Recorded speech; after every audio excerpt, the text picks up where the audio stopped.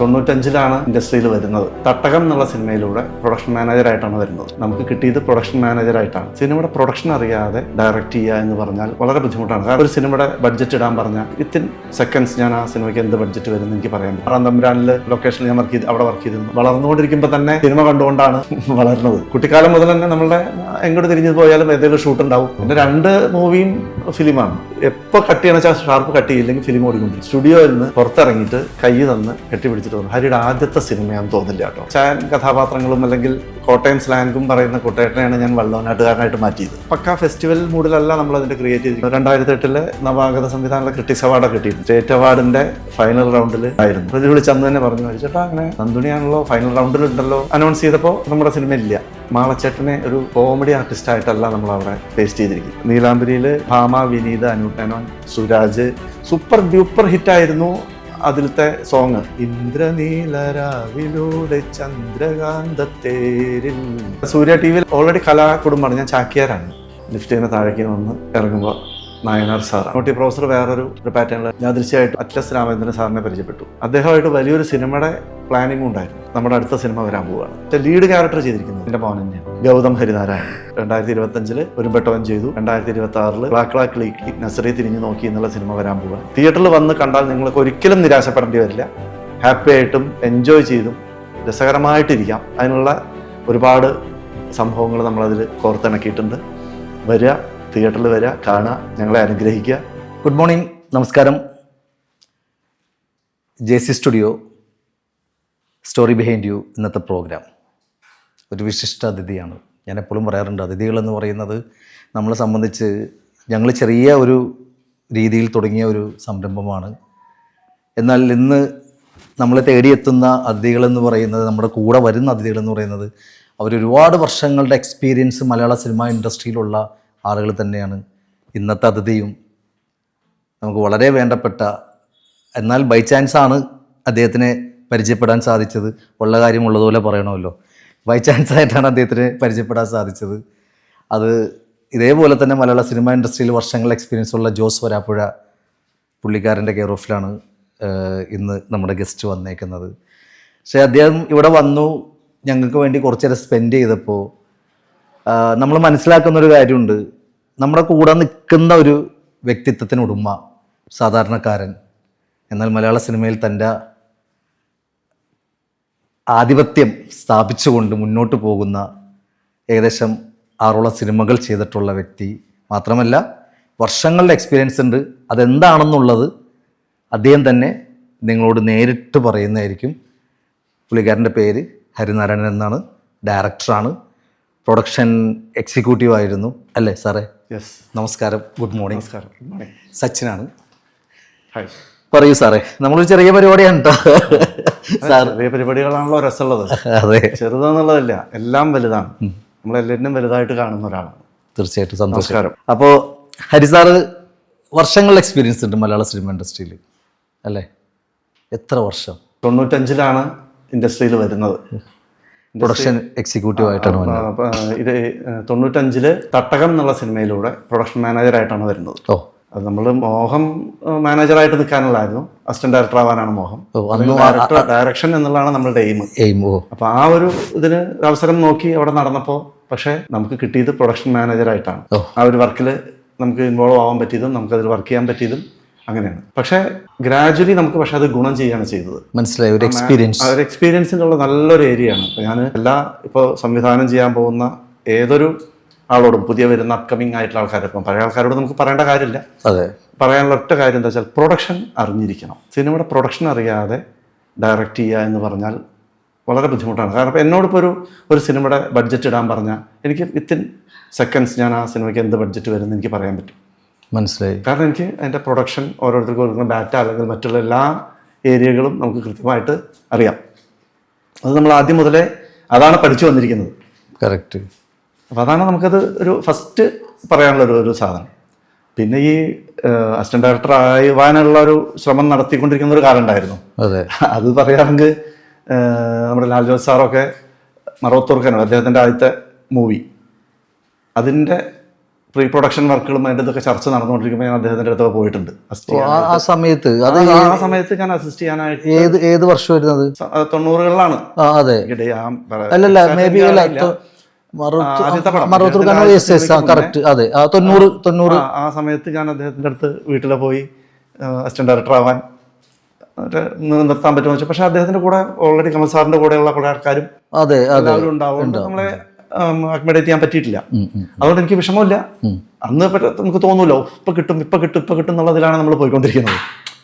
ഇതിന് അങ്ങനെ ഒരു പ്രത്യേകത ഉണ്ടല്ലോ, നമ്മൾ ആ പാഷൻ വർക്കൗട്ട് ചെയ്യാൻ വേണ്ടിയിട്ട് നമ്മളിങ്ങനെ മൂവ് ചെയ്തുകൊണ്ടിരിക്കുമ്പോൾ. അതെ അതെ അതെ അതെ. അത് കഴിഞ്ഞ് അതേ സമയത്ത് തന്നെയാണ് നിസാർ ഡയറക്ടർ നിസാർക്കയുടെ സുദിനം, ജയറാമേട്ടനൊക്കെ അഭിനയിച്ചുള്ള സുദിനം. അത് തുടങ്ങുന്നതിന് മുമ്പ് അദ്ദേഹത്തിന് ഞാൻ 1-2 ആൾക്കാരുടെ ഇത് പറഞ്ഞു എന്ന് മാത്രം. മനസ്സിലായി. നമുക്ക് ശ്രദ്ധിക്കപ്പെടുന്ന അതുകൊണ്ട് പറയാണ്. അദ്ദേഹത്തിന് അതിനു മുമ്പ് ഞാൻ അദ്ദേഹത്തിനെ കണ്ടു. അതും അപ്പോഴും അതെ. അപ്പം പിന്നീട് എനിക്ക് മനസ്സിലായി, ഇപ്പം ഞാൻ അത് മനസ്സിലാക്കുന്നു. കാരണം നമ്മുടെ കൂടെയുള്ള ആൾക്കാരുണ്ട്. അപ്പോൾ നമുക്ക് പുതിയൊരു അസിസ്റ്റന്റ് ഡയറക്ടറെ അക്കോമഡേറ്റ് ചെയ്യാൻ പെട്ടെന്ന് പറ്റില്ല. മനസ്സിലായി. അല്ലേ, നമ്മൾ വർക്ക് ചെയ്തുകൊണ്ടിരിക്കുമ്പോൾ സ്വാഭാവികമായിട്ടും നമ്മളുടെ ഒരു ക്രൂ ഉണ്ടാവും. നമ്മളുടെ ടേസ്റ്റ് എന്താണെന്ന് അറിയുന്ന ക്രൂ ആയിരിക്കും. അതെ അതെ. അപ്പോൾ അല്ലാതെ പെട്ടെന്ന് ഒരാൾ വരുമ്പോൾ നമുക്ക് അവരെ മുഴുവൻ ആദ്യം അഗൈൻ നമുക്കത് പഠിപ്പിച്ചു കൊണ്ടുവരണം. മനസ്സിലായി. അപ്പോൾ അതിൻ്റെ ഒരു ഇതുണ്ട്. അതുകൊണ്ടായിരിക്കണം അന്നൊക്കെ നമുക്കത് കിട്ടാതെ പോയതും. പിന്നീട് പക്ഷേ എനിക്ക് മാനേജർ ആവാൻ പറ്റി. അതിൽ നിന്ന് നമുക്ക് കയറി 1 by 1 ആയിട്ട് ഇങ്ങനെ ഒരുപാട് അത്യാവശ്യം നല്ല രീതിയിൽ വന്നു. പിന്നെ പ്രൊഡക്ഷൻ എക്സിക്യൂട്ടീവായി. ഇംഗ്ലീഷ് മീഡിയം അടുത്ത് വന്നത് ഇംഗ്ലീഷ് മീഡിയം. പിന്നെന്താ അങ്ങനെ കുറെ, എനിക്ക് എല്ലാ സിനിമകളുടെ പേരൊന്നും ഇപ്പോൾ ഓക്കെ ശരിയാണ്, കാരണം അത്രയും വർഷങ്ങളുടെ ഒരു ഇതുണ്ടല്ലോ. അങ്ങനെ വന്നു. ഇംഗ്ലീഷ് മീഡിയം വന്നിട്ട് 6-ാം തമ്പുരാനിൽ ലൊക്കേഷനിൽ ഞാൻ അവിടെ വർക്ക് ചെയ്തിരുന്നു. ഇതെന്താ വെച്ചാൽ ഞങ്ങളുടെ എൻ്റെ നാട് പൈങ്കുളം ആണ് ശരിക്കും, തറവാടും. ഞാൻ ചോദിക്കാൻ മറന്നുപോയി നാട്. അല്ല, ഞാൻ ഇത് കണക്ട് ചെയ്ത് പറയുകൊണ്ട് പറയണതാണ്. അപ്പൊ പൈങ്കുളം എന്ന് പറയുന്നത് ആക്ച്വലി ചെറുതുരുത്തി ഷൊർണൂർ. അപ്പോൾ അത് ശരിക്കും മലയാള സിനിമയുടെ ഏറ്റവും കൂടുതൽ സിനിമ ഏറ്റവും കൂടുതൽ സിനിമ ഷൂട്ട് ചെയ്തിട്ടുള്ള ബ്യൂട്ടിഫുൾ ലൊക്കേഷനാണ് പൈങ്കുളം എന്നുള്ള ഏരിയ. നല്ല പഴയ കാലഘട്ടത്തിൽ കമൽ സാറ് ഒരുപാട് അവരുടെയൊക്കെ സ്ഥിരം സിനിമകളുടെ ലൊക്കേഷനാണ് പൈങ്കുളം. കാരണം ആ സമയത്തൊക്കെ ഈ രാപ്പകല് പോലുള്ള മൂവികളെല്ലാം ഒറ്റപ്പാലം, ഷൊർണൂർ ആ ഭാഗത്തൊക്കെ. അതെ. അന്നാണ് നമ്മൾ കാണുന്നുണ്ട്. വളർന്നുകൊണ്ടിരിക്കുമ്പോൾ തന്നെ സിനിമ കണ്ടുകൊണ്ടാണ് വളരുന്നത്. കുട്ടിക്കാലം മുതൽ തന്നെ നമ്മളുടെ എങ്ങോട്ട് തിരിഞ്ഞു പോയാലും ഏതെങ്കിലും ഷൂട്ട് ഉണ്ടാവും. അല്ലെങ്കിൽ നമ്മൾ സ്കൂളിൽ പോണ സമയത്ത് ഒരു ഷൂട്ടിംഗ് അവിടെ നടക്കുന്നുണ്ടാവും. അത് നമ്മൾ കാണുകയാണ്. അപ്പോഴേ നമ്മളുടെ ഉള്ളിൽ ഇങ്ങനെ സിനിമയോടുള്ള ഒരു കമ്പം കയറിക്കൊണ്ടിരിക്കും. അമ്മയെ കയറി തുടങ്ങിയിട്ടുള്ളതാണ്. 99-ലാണ് ഫസ്റ്റ് സിനിമ. അല്ല, 2008 ഷൂട്ട്, 2009 റിലീസ്. 2009-ലാണ് ആദ്യത്തെ സിനിമ. 2009 റിലീസ് ചെയ്തു. അപ്പൊ 2009 ആദ്യത്തെ മൂവി. 2008 ഷൂട്ട് തുടങ്ങി. പക്ഷെ ആദ്യത്തെ മൂവി 2009 റിലീസിന് വരുമ്പോ സാറിന്റെ ഉള്ളിൽ, ഞാൻ ഷൂട്ടിന്റെ കാര്യം ചോദിക്കാം, അതിന് മുന്നേ ആയിട്ട് എനിക്ക് അറിയേണ്ട കാര്യം ഇതാണ്. ആ ഒരു സിനിമ എന്ന് പറയുന്നത് തൻ്റെ കുഞ്ഞ് പുറത്തേക്ക് വരണേന് അല്ലേ, ഒരു കാലങ്ങളോളം കാത്തു സൂക്ഷിച്ച് അതിൻ്റെ പ്രീ പ്രൊഡക്ഷൻ, പോസ്റ്റ് പ്രൊഡക്ഷൻ, ബാക്കിയുള്ള കാര്യങ്ങൾ, ഷൂട്ട് കാര്യങ്ങൾ ഇതെല്ലാം കഴിഞ്ഞു. ഒരു 2 വർഷം ഷൂട്ടിങ്ങും കാര്യങ്ങളൊക്കെ ആയി 2008 സ്റ്റാർട്ട് ചെയ്തു. 2009-ലാണ്. ഏത് മാസം വരുന്ന റിലീസ്? 2009 ഫെബ്രുവരിയിൽ റിലീസ്. എന്തായിരുന്നു സാറിൻ്റെ മാനസികാവസ്ഥ? അതിൻ്റെ ഞാനതിപ്പോൾ കുറച്ച് ഞങ്ങൾ ഈ ഒരു പോഡ്കാസ്റ്റ് തുടങ്ങിയപ്പോൾ കുറച്ച് ഡയറക്ടേഴ്സ് വന്നു. ഇവരെല്ലാം ഒരാൾ ഒരു 7ാമത്തെ സിനിമ ചെയ്യാനുണ്ട്, സൈനു ചാവക്കാടൻ എന്ന് പറഞ്ഞ ഡയറക്ടർ. എല്ലാ എപ്പിസോഡിലും പുള്ളിയുടെ പേര് പറയുന്നുണ്ട് എന്ന് പറഞ്ഞ പോലെ പുള്ളിയും ഈ പറഞ്ഞ ഇപ്പോൾ പുള്ളിയുടെ രഘുറാം എന്ന് പറഞ്ഞ 30-ാം തീയതി റിലീസിന് നിൽക്കണമായിരുന്നു. പക്ഷെ അത് അതിൻ്റെ നമ്മുടെ സെൻസറിങ് കിട്ടാത്തത് കൊണ്ട് ചെറിയൊരു ഡിലേ വരുന്നുണ്ട്. പുള്ളി ഭയങ്കര എക്സൈറ്റഡ് ആണ്. 7ാമത്തെ മൂവി ആയിട്ട് പോലും. 8ാമത്തെ മൂവി അനൗൺസ് ചെയ്യുകയും ചെയ്തു. അപ്പോൾ അന്നത്തെ ആദ്യത്തെ മൂവി 2009 ഫെബ്രുവരി റിലീസാകുമ്പോൾ എന്തായിരുന്നു സാറിൻ്റെ മാനസികാവസ്ഥ? ചിലപ്പോൾ ആരും പറഞ്ഞത് വിശ്വസിക്കില്ല. സിനിമ ഇൻഡസ്ട്രിയിൽ വേറെ ഈ ടെൻഷൻ അനുഭവിക്കുന്ന ഒരു ഫീൽഡിൽ നിന്നാണ് ഞാൻ മാറി വരുന്നത്. ഞാൻ പറഞ്ഞല്ലോ, പ്രൊഡക്ഷൻ എക്സിക്യൂട്ടീവ് എന്ന് പറഞ്ഞാൽ ഏറ്റവും ഈ തലങ്ങനെ തെരിക്കുന്ന ഒരു ഫീൽഡാണ്. അതിൽ നിന്നാണ് മാറി വരുന്നത്. അപ്പോൾ സ്വാഭാവികമായിട്ടും എനിക്ക് ടെൻഷൻ ഇല്ല. നടക്കുന്നത് നടക്കും എന്നുള്ള പോലെ ഒരിതാണ്. എന്നാലും നന്ദുണി എന്നുള്ള എൻ്റെ ഫസ്റ്റത്തെ മൂവി. നന്ദുണി എന്താണ് അതിൻ്റെ മീനിങ്? എന്താണ് ചോദിക്കുന്നത്? ഒരു ഇൻസ്ട്രുമെൻ്റ് ആണ്. ഒരു മ്യൂസിക്കൽ ഇൻസ്ട്രുമെന്റ് ആണ്, ഒരു സ്ട്രിങ്സ്. അത് ഈ നന്ദുണി യൂസ് ചെയ്യുന്നത് ഒന്ന് അമ്പലങ്ങൾ ബേസ് ചെയ്തില്ലേ, ക്ഷേത്രങ്ങൾ ബേസ് ചെയ്തിട്ടാണ് ഈ നന്ദുണി ഉപയോഗിക്കുന്നത്. ഈ നമ്മുടെ ഭദ്രകാളി ക്ഷേത്രങ്ങളിലൊക്കെ ചെറിയ വീണ പോലത്തെ ഗിറ്റാർ പോലത്തെ ഗിറ്റാറിന്റെ ചെറിയൊരു ഷേപ്പ്, ചെറിയൊരു മനസ്സിലായി. അങ്ങനെയാണ്. അത് രണ്ടും ഒന്ന് ഞങ്ങളുടെ എന്റെ സബ്ജക്റ്റിലുള്ളത് ചെറുതാണ്, അമ്പലങ്ങളിലുള്ള ഇത് വലുതാണ്. ഇങ്ങനെ എടുത്തിട്ട് ഇങ്ങനെ സിത്താർ പ്ലേ ചെയ്യുന്ന പോലെയുള്ള പ്ലേ ചെയ്യുന്ന ഒരു സാധനമാണ്. മറ്റത് ശരിക്കും നന്ദുണി പാട്ടിന് ഉപയോഗിക്കുന്നത് പോലെയുള്ള ഒരു ഞാൻ കണ്ടിട്ടുണ്ട്. ഗിറ്റാർ പോലെ, ഗിറ്റാറിന്റെ വേറൊരു പാറ്റേൺ ആണ്. അപ്പോൾ അതാണ് നന്ദുണി എന്നുള്ള അതിന്റെ ശരിക്കും ആക്ച്വലി ആ ഒരു സബ്ജക്റ്റ് അതാണ്. ആ ഒരു നന്ദുണിയെ ബേസ് ചെയ്തിട്ടാണ് സബ്ജക്റ്റ് പോകുന്നത്. അപ്പോൾ ഈ സബ്ജക്റ്റ് നമ്മൾ പ്ലാൻ ചെയ്ത് ഷൂട്ട് തുടങ്ങി. പറഞ്ഞില്ലേ, ആദ്യത്തെ മൂവി ആകുമ്പോൾ ചിലപ്പോൾ എൻ്റെ സിനിമ തുടങ്ങാൻ ഫസ്റ്റ് മൂമെൻറ്റിൽ പോകുമ്പോൾ 5000 രൂപ കൊണ്ടാണ് പോകുന്നത്, സ്റ്റാർട്ട് ചെയ്യുന്നത്. പിന്നെ നമ്മളുടെ തന്നെ കണ്ണൻ മണ്ണാർക്കാട് എന്നുള്ള ആളാണ്, പഴയ പ്രൊഡക്ഷൻ കൺട്രോളറാണ് അതിൻ്റെ പ്രൊഡ്യൂസർ. അദ്ദേഹത്തിന് വേണ്ടി പല ആൾക്കാരും അതിലേക്ക് കൂടി ഞങ്ങളുടെ എൻ്റെയും കണ്ണൻ്റെയും ആ എക്സ്പീരിയൻസ് കൊണ്ട് പല ആൾക്കാരും, എല്ലാ ടെക്നീഷ്യൻസും നമ്മൾ ക്രൗഡ് ഫണ്ടിങ് ആയിട്ട് മാറി. ക്രൗഡ് ഫണ്ടിങ് ഇല്ല, സൗഹൃദങ്ങളിലുള്ള അതിന് ഒരു പ്രേമാനന്ദന്റെ രണ്ടാമത്തെ മൂവിയുടെ പ്രൊഡ്യൂസർ ഇതിലേക്ക് റിലീസിനോട് ബന്ധപ്പെട്ട് സപ്പോർട്ട് ചെയ്തു. അങ്ങനെ 1 by 1 ആയിട്ട് വന്നു. അന്നത് ഞങ്ങൾ എടുത്തത് ഇപ്പോഴത്തെ ഡിജിറ്റൽ ഇതിലല്ല, ഫിലിമിലാണ്. അപ്പൊ അതിൻ്റെയൊക്കെ ഒരു വല്ലാത്തൊരു 2009 2008 ഡിജിറ്റലൈസ് ചെയ്തിട്ടില്ല. എന്റെ 2 മൂവിയും ഫിലിമാണ്. ഫസ്റ്റ് 2 മൂവിയും ഫിലിമിലാണ് നമ്മൾ ഷൂട്ട് ചെയ്തിരിക്കുന്നത്. അതാണ് ശരിക്കും സുഖം. അതിന്റെ ഒരു വേറൊരു മൂഡാണ്. ആ സൗണ്ട് കേൾക്കുക എന്ന് പറഞ്ഞ സാധനം ഉണ്ടല്ലോ, അതിങ്ങനെ എന്നുള്ള ആ റോൾ ചെയ്യുന്ന സൗണ്ട് കേൾക്കുമ്പോൾ നമുക്ക് ഒരു വർക്കിംഗ് ആൾ ഇപ്പോൾ പണ്ട് എല്ലാവരും പഴയ ആർട്ടിസ്റ്റുകളൊക്കെ പറയുന്നൊരു സാധനമാണ്, അതിൻ്റെ ആ ഒരു ആക്ഷനും കട്ടിനും ഇടയ്ക്കുള്ള ഒരു സൗണ്ട് ഉണ്ട്. ഇതിങ്ങനെ വർക്ക് ചെയ്യുന്നത്, ഇത് ഓടുന്നത്, മാഗസിൻ ഓടുന്നതിൻ്റെ ഒരു സൗണ്ട് ഉണ്ട്. അപ്പോൾ അത് കേൾക്കാനൊരു രസമുണ്ട്. അതുകൊണ്ട് എന്താ വെച്ചാൽ കറക്റ്റായിരിക്കും. നമ്മൾ എപ്പോൾ കട്ട് ചെയ്യണം വെച്ചാൽ ഷാർപ്പ് കട്ട് ചെയ്യില്ലെങ്കിൽ ഫിലിം ഓടിക്കൊണ്ടിരിക്കും.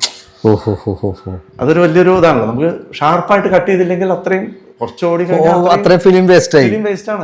ഒരു റോളിന് അന്ന് എനിക്ക് തോന്നുന്നത് ഒരു 11,000 രൂപയാണ്, ഒരു 400 അടിക്ക് 4 മിനിറ്റാണ് അതെന്ന് നമുക്ക് ഇത് കിട്ടുക. അപ്പോൾ എത്ര നമ്മൾ മാക്സിമം ശരിക്കും കറക്റ്റ് കട്ട് ചെയ്യും, എക്സ്ട്രാ ഒന്നും ഓടാൻ ശ്രമിക്കും. അപ്പോൾ എക്സ്ട്രാ ഷോട്ടുകൾ നമ്മൾ എടുക്കില്ല, ആവശ്യത്തിന് മാത്രം മേക്ക്. അപ്പം മേക്കിങ്ങിന് ശരിക്കും പണ്ട് ഞാൻ ഭരത് സാറായാലും എത്ര ലെജൻസ് നമ്മൾ മലയാളി എല്ലാ ആൾക്കാരും ഒരുപാടുണ്ട്.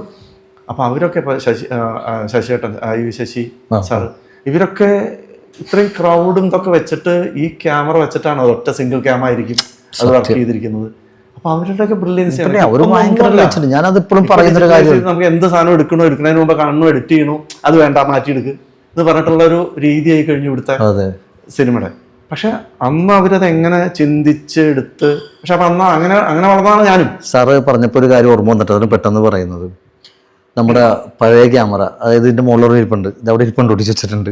ആ ക്യാമറ വെച്ചാൽ നമ്മൾ ഈ പറഞ്ഞ പോലെ ഫിലിം ഇട്ടിട്ട് പിന്നീടാണ് അത് ആദ്യമൊക്കെ എനിക്കൊന്ന് യാഷിക്കയുടെ തോന്നുന്നു, യാഷിക്കണ ഏതോ ഒരു ഇങ്ങനെ നമ്മൾ ഇതായി കൊടുക്കണം, കൈ കൊണ്ട് തന്നെ മാനുവലി ചെയ്യണം. മാനുവലി ചെയ്തിട്ട് ആ ഫോട്ടോ കിട്ടിയില്ലെങ്കിൽ അത് ബ്ലറായി പോയി, അത് പോയി, നമ്മൾ കഴുകാൻ നടത്താൻ മനസ്സിലാവുള്ളൂ അത് പോയിട്ടാന്നുള്ളത്. സാറ് കറക്റ്റ് ഒരു കാര്യം പറഞ്ഞത്. അപ്പൊ അത്രയും ഫിലിം വേസ്റ്റ് ആയി പോണേ. അത് 36 ഇതെന്തോ കിട്ടുള്ളൂ, അത്രേ ഉള്ളൂ. അപ്പം അങ്ങനെയാണ് നമ്മളുടെ ബിഗിനിങ് ഉണ്ടായിരുന്നത്. അപ്പം അതൊക്കെ കഴിഞ്ഞ് വരുന്ന ഈ പറഞ്ഞ ഷൂട്ട് തുടങ്ങുന്ന സമയത്ത് ഈ പറഞ്ഞ പോലെ സഫീഷ്യൻ്റ് ആയിട്ടുള്ള ഫണ്ടില്ല. എന്നിട്ടാണ് നമ്മൾ ഷൂട്ടിങ്ങിലേക്ക് കിടക്കുന്നത്. ഇറങ്ങാണ് നമ്മൾ ഇറങ്ങി അത് ഫിനിഷ് ചെയ്യുക എന്നുള്ളൊരു ഇതിലാണ്. വിജയരാഘവനാണ്, കുട്ടേട്ടനാണ് സെൻട്രൽ ക്യാരക്ടർ, വിജയരാഘവനാണ് മെയിൻ റോൾ ചെയ്തിരിക്കുന്നത്. മാളച്ചേട്ടൻ, ദേവേട്ടൻ, അങ്ങനെയുള്ള ആ ഒരു പഴയ ഇതാണ്. അപ്പോൾ ആ ഒരു കാലത്തുള്ള സിനിമയാണ്. അത് ഇറങ്ങുമ്പോൾ സ്വാഭാവികമായിട്ടും ടെൻഷനും മറ്റുള്ള ആൾക്കാർ എന്തായിരിക്കും എന്നുള്ളതുണ്ട്. പക്ഷെ എനിക്ക് എൻ്റെ ആർട്ടിസ്റ്റ് വിജയരാഘവൻ, കുട്ടേട്ടൻ, പിന്നെ മാളച്ചേട്ടൻ. അതെ, അങ്ങനത്തെ കുറെ ആൾക്കാരെ വെച്ചിട്ട് എനിക്ക് ചെയ്യാൻ പറ്റിയതൊക്കെ നമ്മളൊരു ഭയങ്കര. പിന്നെ ആ സമയത്ത് ഫസ്റ്റ് മൂവി തന്നെ ഇന്ന് തൻ്റെ വളർച്ചയുടെ ഏറ്റവും ഉന്നതി കുട്ടേട്ടൻ എന്ന് പറഞ്ഞ വ്യക്തി, പുള്ളി നല്ലൊരു ലെജൻഡ് ആക്ടറാണ്. എന്നാൽ പോലും ഇന്നത്തെ പുള്ളിയുടെ പൊസിഷൻ എന്ന് പറയുന്നത്, ഇത്ര വർഷം പുള്ളി സിനിമയിൽ വന്നിട്ട് പോലും ഇന്ന് കയറി നിൽക്കുന്ന സ്റ്റെപ്പ് പുള്ളി ഏകദേശം ലാലേട്ടൻ്റെ മമ്മൂക്കാൻ്റെയും മാത്രമേ സെയിം ഇതിലാണ് നിൽക്കുന്നത് അല്ലേ? അദ്ദേഹത്തെ വെച്ചിട്ടൊരു ഫസ്റ്റ് മൂവി ചെയ്യാൻ പറ്റുമോ? ഞാൻ ആ സബ്ജക്റ്റ് അദ്ദേഹത്തിനോട് പോയി പറഞ്ഞു.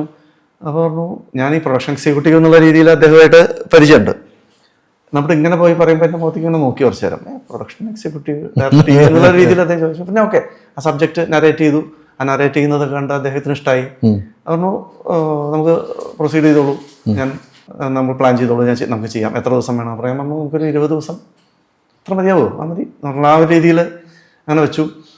അങ്ങനെ ഷൂട്ടിലേക്ക് പോയി. ഷൂട്ട് കഴിഞ്ഞു ഒക്കെ എല്ലാം നമ്മളുടെ അതെല്ലാം കഴിഞ്ഞു. ഒരു കാര്യം വിട്ടുപോയി, മാളച്ചേട്ടൻ്റെതോ? അത് ഞാൻ അദ്ദേഹത്തിന്റെ ചോദിച്ചപ്പോൾ ഞാൻ അതിലേക്കാണ് പറഞ്ഞു പോയി. അത് കഴിഞ്ഞ് ഡബ്ബിങ് സ്റ്റുഡിയോയിൽ നമ്മൾ ചിത്രാഞ്ജലി ഇതിലായിരുന്നു. ചിത്രാഞ്ജലി നമ്മുടെ കലാഭവന്റെ അവിടെയുള്ള പണ്ടത്തെ, ഇപ്പൊ അവിടെ ഡബ്ബിങ് ഇല്ല ചിത്രാഞ്ജലിക്ക്. ഇപ്പൊ ചിത്രാഞ്ജലി കാക്കനാട്ടിലേക്ക് ഫുൾ ഇതായിട്ട് ഇവിടെ ഉണ്ട്, തിരുവനന്തപുരത്തും ഉണ്ട്. അപ്പൊ ആ ഡബ്ബിങ് കഴിഞ്ഞ് തിരുവനന്തപുരത്ത് നിന്ന് അദ്ദേഹം സ്റ്റുഡിയോയിൽ നിന്ന് പുറത്തിറങ്ങിയിട്ട്, അപ്പൊ നമ്മൾ കൺസോളിൽ നിന്ന് പുറത്തിറങ്ങിയിട്ട് അത് കൈ തന്ന് കെട്ടിപ്പിടിച്ചിട്ട് വന്നു. ഹരിയുടെ ആദ്യത്തെ സിനിമയാണെന്ന് തോന്നില്ല കേട്ടോ കുട്ടേട്ടൻ. അപ്പൊ വെറും ഡബ് ചെയ്ത പുള്ളി ഇറങ്ങിയതിന് ശേഷം ആദ്യം പറഞ്ഞ വാക്ക് ഇതാണ്, ഹരിയുടെ ആദ്യത്തെ സിനിമയാണെന്ന് തോന്നില്ല. പറഞ്ഞു അത് മതി, എനിക്ക് ഏറ്റവും വലിയ അവാർഡ് കിട്ടി. അവാർഡല്ല, ഞാൻ അതിന്റെ അപ്പുറത്തേക്കുള്ള, കാരണം ഈ നാടകത്തിൽ നിന്ന് വന്നത് അദ്ദേഹത്തിന്റെ അച്ഛനായാലും മറ്റുള്ള അങ്ങനെയൊക്കെ വരുന്ന സിനിമ കണ്ട് ഇങ്ങനെ അത്രയും അഭിനയവും അല്ലെങ്കിൽ മറ്റുള്ള എല്ലാ മേഖലകളും കണ്ട് തഴമ്പിച്ച ഒരാള് നമ്മളോട് പറയുമ്പോൾ, എത്രയോ സിനിമകളും ആരൊക്കെ എത്ര വലിയ വലിയ ഡയറക്ടേഴ്സിന്റെ കൂടെയൊക്കെ വർക്ക് ചെയ്തിട്ട് അദ്ദേഹം ഡബ് ചെയ്ത് ഇറങ്ങിയപ്പോൾ ആദ്യം പറഞ്ഞ വാക്കുതാണ്, ഹരിയുടെ ആദ്യത്തെ സിനിമയാണെന്ന് തോന്നില്ല. അവനിക്കത് മതി. കുട്ടേട്ടനത് കേൾക്കുകയാണെങ്കിൽ കുട്ടേട്ടനോടൊരു കാര്യം പറയാനുള്ളത്, കഴിഞ്ഞ തവണ ഞങ്ങൾ KPSC ലീല ചേച്ചിയുടെ പോഡ്കാസ്റ്റ് ഞങ്ങൾ ചെയ്തപ്പോൾ KPSC ലീല ചേച്ചിയും വളരെ ഹൈപ്പിൽ, ഒരിക്കലും പൊക്കി പറയാന്ന് വിചാരിക്കണ്ട. ഇപ്പൊ ഹരിസാറ് പറഞ്ഞു, ഹരിസാർ ഒരിക്കലും പൊക്കിയല്ല പറഞ്ഞേക്കുന്ന കുട്ടേട്ടൻ്റെ കാര്യങ്ങൾ ഓപ്പൺ ആയിട്ട് പറഞ്ഞേക്കാൻ. ഈ കുട്ടേട്ടനെ നേരിട്ട് കാണാനുള്ളൊരു ഭാഗ്യം എനിക്കുണ്ട്, എനിക്കും എൻ്റെ വൈഫും ഉണ്ടായിരുന്നു. ഞങ്ങൾ ഒരുമിച്ചിരുന്ന് ഭക്ഷണം കഴിക്കാനുള്ളൊരു ഭാഗ്യം ഉണ്ടായിരുന്നു ഒരു ലൊക്കേഷനിൽ വെച്ചിട്ട്. അപ്പോൾ കുട്ടേട്ടൻ്റെ ആ ഒരു പ്രാകൃതവും അത് നമുക്ക് എടുത്തു പറയണ്ടേ. നമ്മൾ ആദ്യമൊക്കെ ഞാനൊക്കെ വയ്ക്കും ഇയാൾ ഭയങ്കര ചൂടുണ്ട്, പക്ഷെ പുള്ളി ഭയങ്കര സൈലന്റ്. കഴിച്ചോളൂ ഇരുന്ന് കഴിച്ചോളൂ. പുള്ളിയുടെ കൂടെ ഇരുന്ന് കഴിക്കുമ്പോൾ നമുക്കൊരു മടിയായിരുന്നു. അപ്പൊ എന്ന് പറഞ്ഞ പോലെ ഇപ്പൊ ലീല ചേച്ചിയും വളരെ കാര്യങ്ങളാണ് കഴിഞ്ഞ തവണ ഞങ്ങളോട് പറഞ്ഞത്. ഇപ്പൊ ഹരിസാറാണെങ്കിലും പറയുന്നത് കുട്ടേട്ടൻ്റെ മഹത്തമായിട്ടുള്ള കാര്യങ്ങളാണ്. സത്യം എനിക്കത് കേൾക്കുമ്പോൾ തന്നെ മനസ്സിന് വല്ലാത്തൊരു ഇത്. കാരണം അവരെ പോലുള്ള ലെജൻഡ് ആക്ടർ 2009 എത്രയോ വർഷങ്ങൾക്ക് മുമ്പ് ആക്ടിങ് തുടങ്ങിയതാണ് കുട്ടേട്ടൻ. 2009 ആദ്യത്തെ ഒരു പ്രൊഡക്ഷൻ എക്സിക്യൂട്ടീവ് അല്ലെങ്കിൽ പ്രൊഡക്ഷൻ മാനേജർ ആയിട്ടുണ്ടായിരുന്ന ഒരു വ്യക്തി ആദ്യമായിട്ടൊരു സിനിമ ചെയ്യുമ്പോൾ അതിൻ്റെ ഡബ്ബിങ് കഴിഞ്ഞിറങ്ങുമ്പോൾ ആ ഡബ്ബിങ്ങിൽ കണ്ടേക്കുന്ന കുറച്ച് സീനുകൾ കണ്ടിട്ടാണ് ഈ പറയുന്നത്. സിനിമയല്ല കണ്ടേക്കുന്നത്, ശരിയല്ലേ? അത് വലിയൊരു അഭിമാന നിമിഷം തന്നെയല്ലേ? തീർച്ചയായിട്ടും വളരെയധികം സന്തോഷം വരുന്നത്. എനിക്ക് കണ്ണ് നിറഞ്ഞു പോയി ആ സിറ്റുവേഷൻ. സാറത് പറയുമ്പോൾ എനിക്കും വല്ലാത്തൊരു ഫീൽ. അങ്ങനെയാണ്. കുട്ടേട്ടനെ പ്രത്യേകത എന്താണെന്ന് വെച്ച് കഴിഞ്ഞാൽ മുഴുവൻ ഈ അച്ചായൻ കഥാപാത്രങ്ങളും അല്ലെങ്കിൽ കോട്ടയം സ്ലാങ്കും പറയുന്ന കുട്ടേട്ടനെയാണ് ഞാൻ വള്ളവനാട്ടുകാരനായിട്ട് മാറ്റിയത്. ഒരു പക്ഷെ എനിക്ക് തോന്നുന്നു 2009 മുന്നേ വരെ കുട്ടേട്ടൻ ചെയ്തേക്കാണ് കംപ്ലീറ്റ് അല്ലേ അച്ചായൻ ക്യാരക്ടറാണ്. എന്നടാ ശരിയാണ്. നേരെ എന്താ എന്ന് ചോദിക്കുന്ന എൻ്റെ ഭാഷ, ഞാൻ സംസാരിക്കുന്ന വള്ളവനാടൻ ആ ഒരു ഭാഷയിലേക്ക് അദ്ദേഹത്തിനെ ശരിക്കും അങ്ങോട്ട് പറിച്ചു നടുമായിരുന്നു. ആ ഒരു ഗംഭീരമായിട്ട് ചെയ്തു. പിന്നെ ഈ പറഞ്ഞ എനിക്ക് തോന്നുന്നത് ഒരു 70 വയസ്സുള്ള ക്യാരക്ടറാണ് ചെയ്തിരിക്കുന്നത്. കുറച്ച് ഏജ് ആയിട്ടുള്ള ക്യാരക്ടറാണ് ചെയ്തിരിക്കുന്നത്. അപ്പോൾ ആദ്യം നമ്മൾ ഒരു വിഗ്ഗൊക്കെ പ്ലാൻ ചെയ്തിരുന്നു. ഒരു വിഗ്ഗൊക്കെ പ്ലാൻ ചെയ്ത് ആ വിഗ് വർക്കൗട്ടായില്ല. ലൊക്കേഷനിൽ ചെന്ന് കഴിഞ്ഞപ്പോൾ വിഗ് വർക്കൗട്ടായില്ല. അപ്പോൾ പിന്നെ വേണ്ട, ഞാൻ അദ്ദേഹത്തിനാണെന്ന് വെച്ചാൽ ഇങ്ങനെ തിക്ക് മുടി എന്നിട്ട് ഇത്ര സ്ഥലം ഷേവ് ചെയ്ത് അപ്പോഴേക്ക് സ്പോട്ടിൽ സാധനം കൊണ്ടു ഒരു കുഴപ്പമില്ല.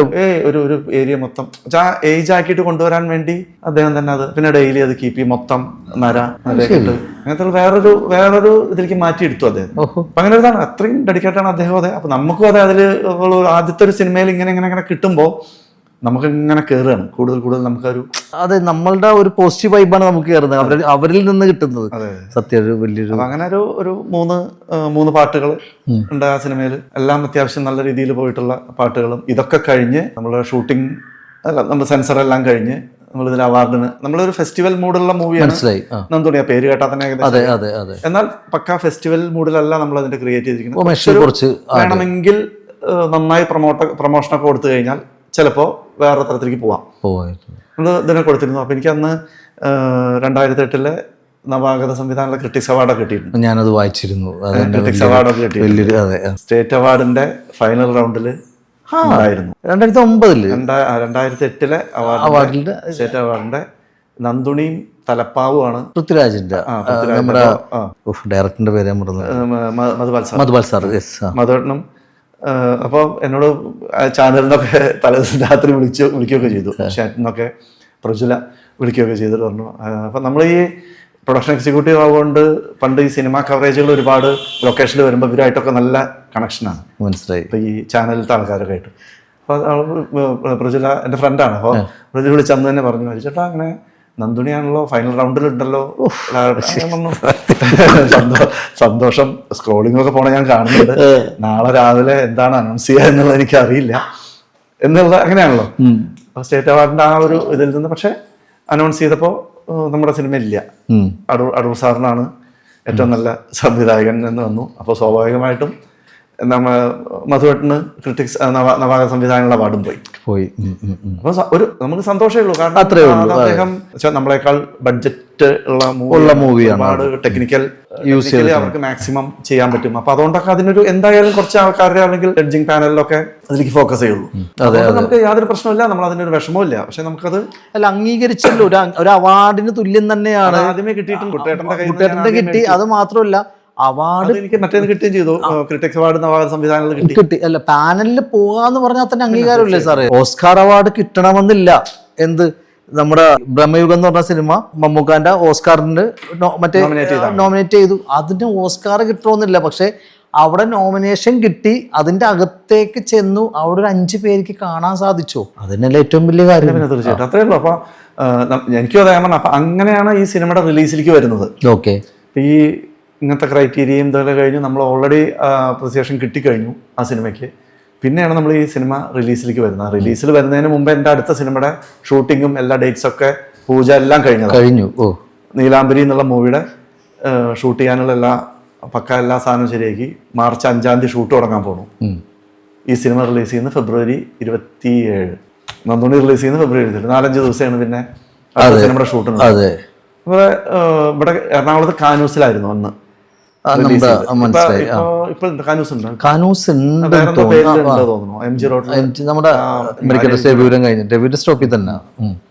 അപ്പൊ അതിലാണ് റിലീസ് ചെയ്തിരുന്നത്. കാരണം നമ്മൾ ഈ ഒരു പാറ്റേണുള്ള സിനിമ പ്രിന്റ് ആണ് അന്നാണ്. പിന്നെ അപ്പോൾ നമ്മൾ ഈ പറഞ്ഞില്ലേ സാമ്പത്തിക ഇതൊക്കെ ഉണ്ടാവുകൊണ്ട് വളരെ ബുദ്ധിമുട്ടിയിട്ടാണ് റിലീസ് ചെയ്യാൻ പറ്റിയല്ലോ. എല്ലാ സിനിമയും റിലീസ് ചെയ്തു. അതാണ് വേറൊരു പോസിറ്റീവ്സ്. ചെയ്ത എല്ലാ വർക്കും റിലീസ് ചെയ്തു. അതിലേക്ക് വരാം. അടുത്തതിലേക്ക് നീലാംബരി അല്ലേ? നീലാംബരിയിലേക്ക് വരുന്നതിന് മുമ്പ് എനിക്ക് അന്ന് ഈ പറഞ്ഞ റിലീസ് ചെയ്യാൻ തിയേറ്ററിൽ ചെല്ലുമ്പോൾ അങ്ങനെ ഒരു ടെൻഷൻ എനിക്കില്ല. സത്യം എന്തായാലും എക്സൈറ്റഡ് അല്ല. ഓൾറെഡി ഇതിന്റെ എല്ലാ സാധനങ്ങളും പോയി. അതെ, കണ്ടു. അതിനുള്ള അംഗീകാരങ്ങളും അങ്ങനത്തെ സാധനങ്ങളൊക്കെ കിട്ടി.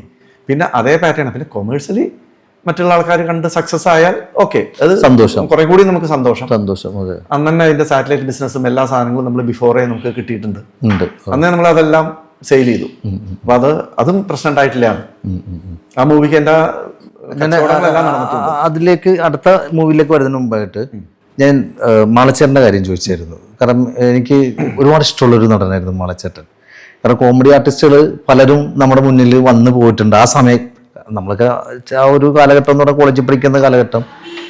പക്ഷെ മാളച്ചേട്ടനെ എനിക്ക് ഇതേപോലെ തന്നെ ഞങ്ങളുടെ സ്കൂളിൽ എലക്ഷൻ കഴിഞ്ഞിട്ട് അന്ന് KSU SFI അങ്ങനെയുള്ള എലക്ഷൻ കഴിഞ്ഞ് SFI ജയിച്ച് കഴിഞ്ഞപ്പോൾ ഞങ്ങളിവിടെ മെയിൻ റോഡിലൂടെ പോയത്തേക്ക് ഒരു കാറ് പെട്ടെന്ന് പിള്ളേർ പറഞ്ഞു. അന്ന് വലിയ റോഡൊന്നുമില്ല, ചെറിയ റോഡാണ്. പിന്നീടാണ് ഈ 4 വരി പാതയൊക്കെ വന്നത്. അപ്പോൾ കാറ് വന്നതിൻ്റെ മാളച്ചേട്ടൻ. അതിന് മാളച്ചേട്ടൻ ഇവിടെ തന്നെ ലെഫ്റ്റിലേക്ക് ഒരു വീട്ടിലേക്ക് ഓടിച്ച് കയറ്റി. എനിക്കിപ്പോൾ ആ വീടൊന്നും എനിക്ക് അത്ര ഓർമ്മയില്ല. അവിടെ നിന്ന് പുള്ളി കയറ്റി. പുള്ളി പറഞ്ഞു, മക്കളെ ഞാനൊന്ന് പോയിക്കോട്ടെ. പുള്ളി അപ്പോഴും തമാശ രീതിയിലെടുക്കണം, എനിക്ക് ഷൂട്ടുണ്ട് എന്നൊക്കെ പറഞ്ഞിട്ട് പുള്ളി പറഞ്ഞു. അപ്പോൾ എന്തായിരുന്നു മാളച്ചേട്ടനായിട്ടുള്ള ഒരു അനുഭവം? മാളച്ചേട്ടനെ ഞാൻ ആദ്യം പരിചയപ്പെടുന്നത് എൻ്റെ ആദ്യത്തെ സിനിമയിലാണ്. ഫസ്റ്റ് സംവിധാനം ചെയ്തതിലല്ല, തട്ടകം എന്നുള്ള സിനിമയിലാണ് ഞാൻ ആദ്യമായിട്ട് അദ്ദേഹത്തിനെ പരിചയപ്പെടുന്നതും. അത് എൻ്റെ വീട്ടിൽ തന്നെ ആയിരുന്നു ഷൂട്ട്, പൈങ്കുളത്ത്. ഇതെല്ലാം ഈ പറഞ്ഞില്ലേ, ആ ഒരു സിനിമാ മേഖലയിലേക്ക് വരാൻ വേണ്ടി ആ സിനിമ അവിടെ വന്ന് ലൊക്കേഷൻ വരലും ആ ലൊക്കേഷൻ കാണിച്ചു കൊടുക്കലും ബാക്കിയുള്ള എല്ലാ കാര്യങ്ങളും കഴിഞ്ഞപ്പോൾ എൻ്റെ വീട്ടിലാണ് എല്ലാ ദിവസവും ക്യാമ്പ് വരിക. രാവിലെ അവിടെ ലൊക്കേഷൻ അവിടെ ആരുടെ വീട്ടിൽ പോട്ടെ, അത്രേ ഉള്ളൂ. അപ്പോൾ എല്ലാ ആൾക്കാരും അവിടെ അസംബിൾ ചെയ്തു. പിന്നെ അവിടുന്ന് സറൗണ്ടിങ്സിലാണ് ഷൂട്ട് എടുക്കുള്ളൂ. അപ്പോൾ ഫസ്റ്റ് അവിടെ വന്നാൽ പ്രൊഡക്ഷൻകാർ വരുന്നു, അവിടെ വരുന്നു. അപ്പോൾ ഈ ഒരു മാസം മൊത്തം ഞാൻ 95 ആ 95-ല് അപ്പോൾ സാറൊന്ന് ആലോചിച്ച് നോക്കിയാൽ 95-ല് നിങ്ങളുടെ വീട്ടിൽ അത്യാവശ്യം ആർട്ടിസ്റ്റുകളും ഒരു സിനിമ യൂണിറ്റും ഒക്കെ വന്നു നിൽക്കുമ്പോഴത്തേക്കും അയൽപക്കത്തുള്ള ആൾക്കാരും ഫ്രണ്ട്സും ബന്ധുക്കാരും എന്തായിരിക്കും നിങ്ങളുടെ ഒരു സ്ഥാനം അവരുടെ മുമ്പിൽ? അവനിപ്പോഴേ വലിയ അങ്ങനെ ഒരു സംഭവം ഉണ്ടായിരുന്ന? അത് എല്ലാവർക്കും. പിന്നെ നമ്മളുടെ ഏരിയയുടെ ഒരു പ്രത്യേകത, ഇപ്പോൾ ലാലേട്ടൻ ഫ്രണ്ടിൽ വന്നാൽ പോലും ഒരു നോർമലാണ്. അല്ലാണ്ട് ഇന്നത്തെ പോലെ അങ്ങനെ ഇപ്പോഴും അവിടെ ഇല്ല എന്നുള്ളതല്ല പറയണത്. എല്ലാവരെയും കണ്ട് എല്ലാ ആർട്ടിസ്റ്റുകളെയും കണ്ട് ധാരാളം ഷൂട്ടിംഗ് ഏരിയ ആവുന്നുണ്ട്. അന്നൊരു പേപ്പറും പേനയും മതി, ഒരു ഓട്ടോഗ്രാഫ്. ഇന്നത്തെ പോലെ ശല്യം ചെയ്യുന്ന പരിപാടിയൊന്നുമില്ല. അല്ല, ശല്യം എന്നുള്ളതല്ല, അവരൊക്കെ ധാരാളം കണ്ടിട്ട് എല്ലാ ആർട്ടിസ്റ്റുകളെയും ഇഷ്ടംപോലെ പ്രാവശ്യം കാണുകയാണ്. അപ്പൊ നമ്മുടെ വീട്ടിലത്തെ ആളെ പോലെ തന്നെയാണ് ഞങ്ങളുടെ ഏരിയയിലുള്ള ആൾക്കാർക്കൊക്കെ ഈ ആർട്ടിസ്റ്റുകളെ അറിയുന്നത്. ഒരു സ്റ്റുഡിയോ പോലെയാണ് പൈങ്കുളം അല്ലെങ്കിൽ ഈ ഏരിയ എന്ന് പറഞ്ഞാൽ. എന്നാലും എക്സൈറ്റഡ് ആണോ എല്ലാവരും?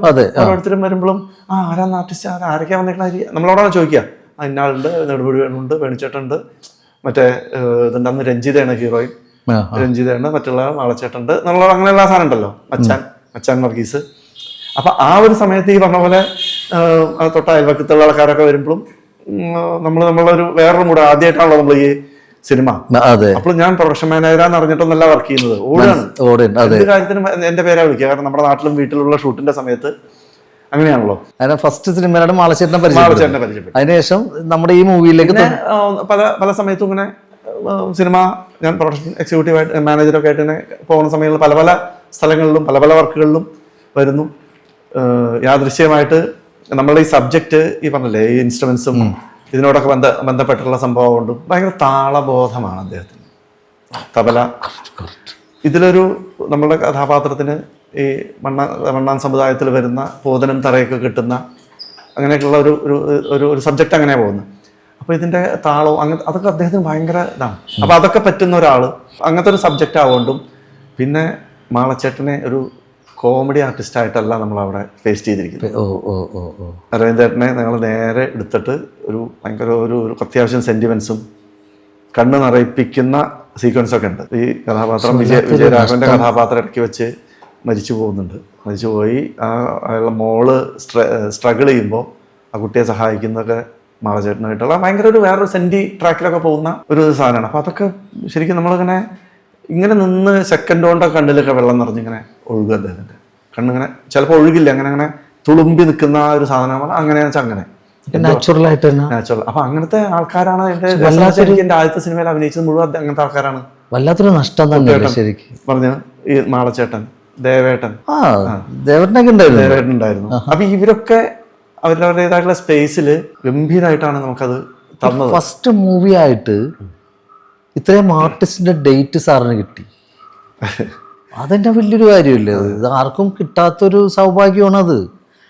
എനിക്ക് തോന്നുന്ന ആ രീതിയിലേക്ക് വരാൻ സാധിച്ചത് ഈ പ്രൊഡക്ഷൻ എക്സിക്യൂട്ടീവായിട്ട് വർക്ക് ചെയ്തപ്പോൾ ഒരു പരിചയവും, പിന്നെ ആ കഥയായിരുന്നു ഹീറോ. അതെ, അവിടുത്തെ ഹീറോ സബ്ജക്റ്റ് ആയിരുന്നു ഹീറോ. നമ്മള് സബ്ജക്റ്റാണ് ശരിക്കും ഹീറോ. അപ്പൊ ആ ഒരു മോഡിൽ വെച്ചിട്ടാണ് നമുക്ക് ഇതെല്ലാം കിട്ടിയിരിക്കുന്നതും അത് കേട്ടും അത് ഇഷ്ടപ്പെട്ടിട്ടുമാണ് അവരെല്ലാവരും വർക്ക് ചെയ്യാൻ വന്നിട്ടുള്ളത്. അത് 2009 റിലീസ് ചെയ്തു. 2009 തന്നെ അടുത്ത മൂവിയുടെ ഷൂട്ടും സ്റ്റാർട്ട് ചെയ്തു. അത് നീലാംബരി. അതിലാരൊക്കെയായിരുന്നു ആർട്ടിസ്റ്റ്? നീലാംബരിയിൽ ഭാമ, വിനീത്, അതായത് ഫീമെയിൽ ഓറിയന്റഡ് ആയിരുന്നു സബ്ജക്ട്. അതുകൊണ്ടാണ് ഞാൻ ഭാമ എന്ന് ആദ്യം പറയാൻ കാരണം. ചാക്യാർ കൂത്ത് അവതരിപ്പിക്കാൻ പോകാറില്ല, പക്ഷെ മിഴാവ് കൊട്ടാനും വായിക്കാനും അങ്ങനത്തെ ഉള്ള എല്ലാത്തിനും ഞാൻ ഭാമ, വിനീത്, അനൂപ് മേനോൻ, സുരാജ്, കലാശാല ബാബുചേട്ടൻ,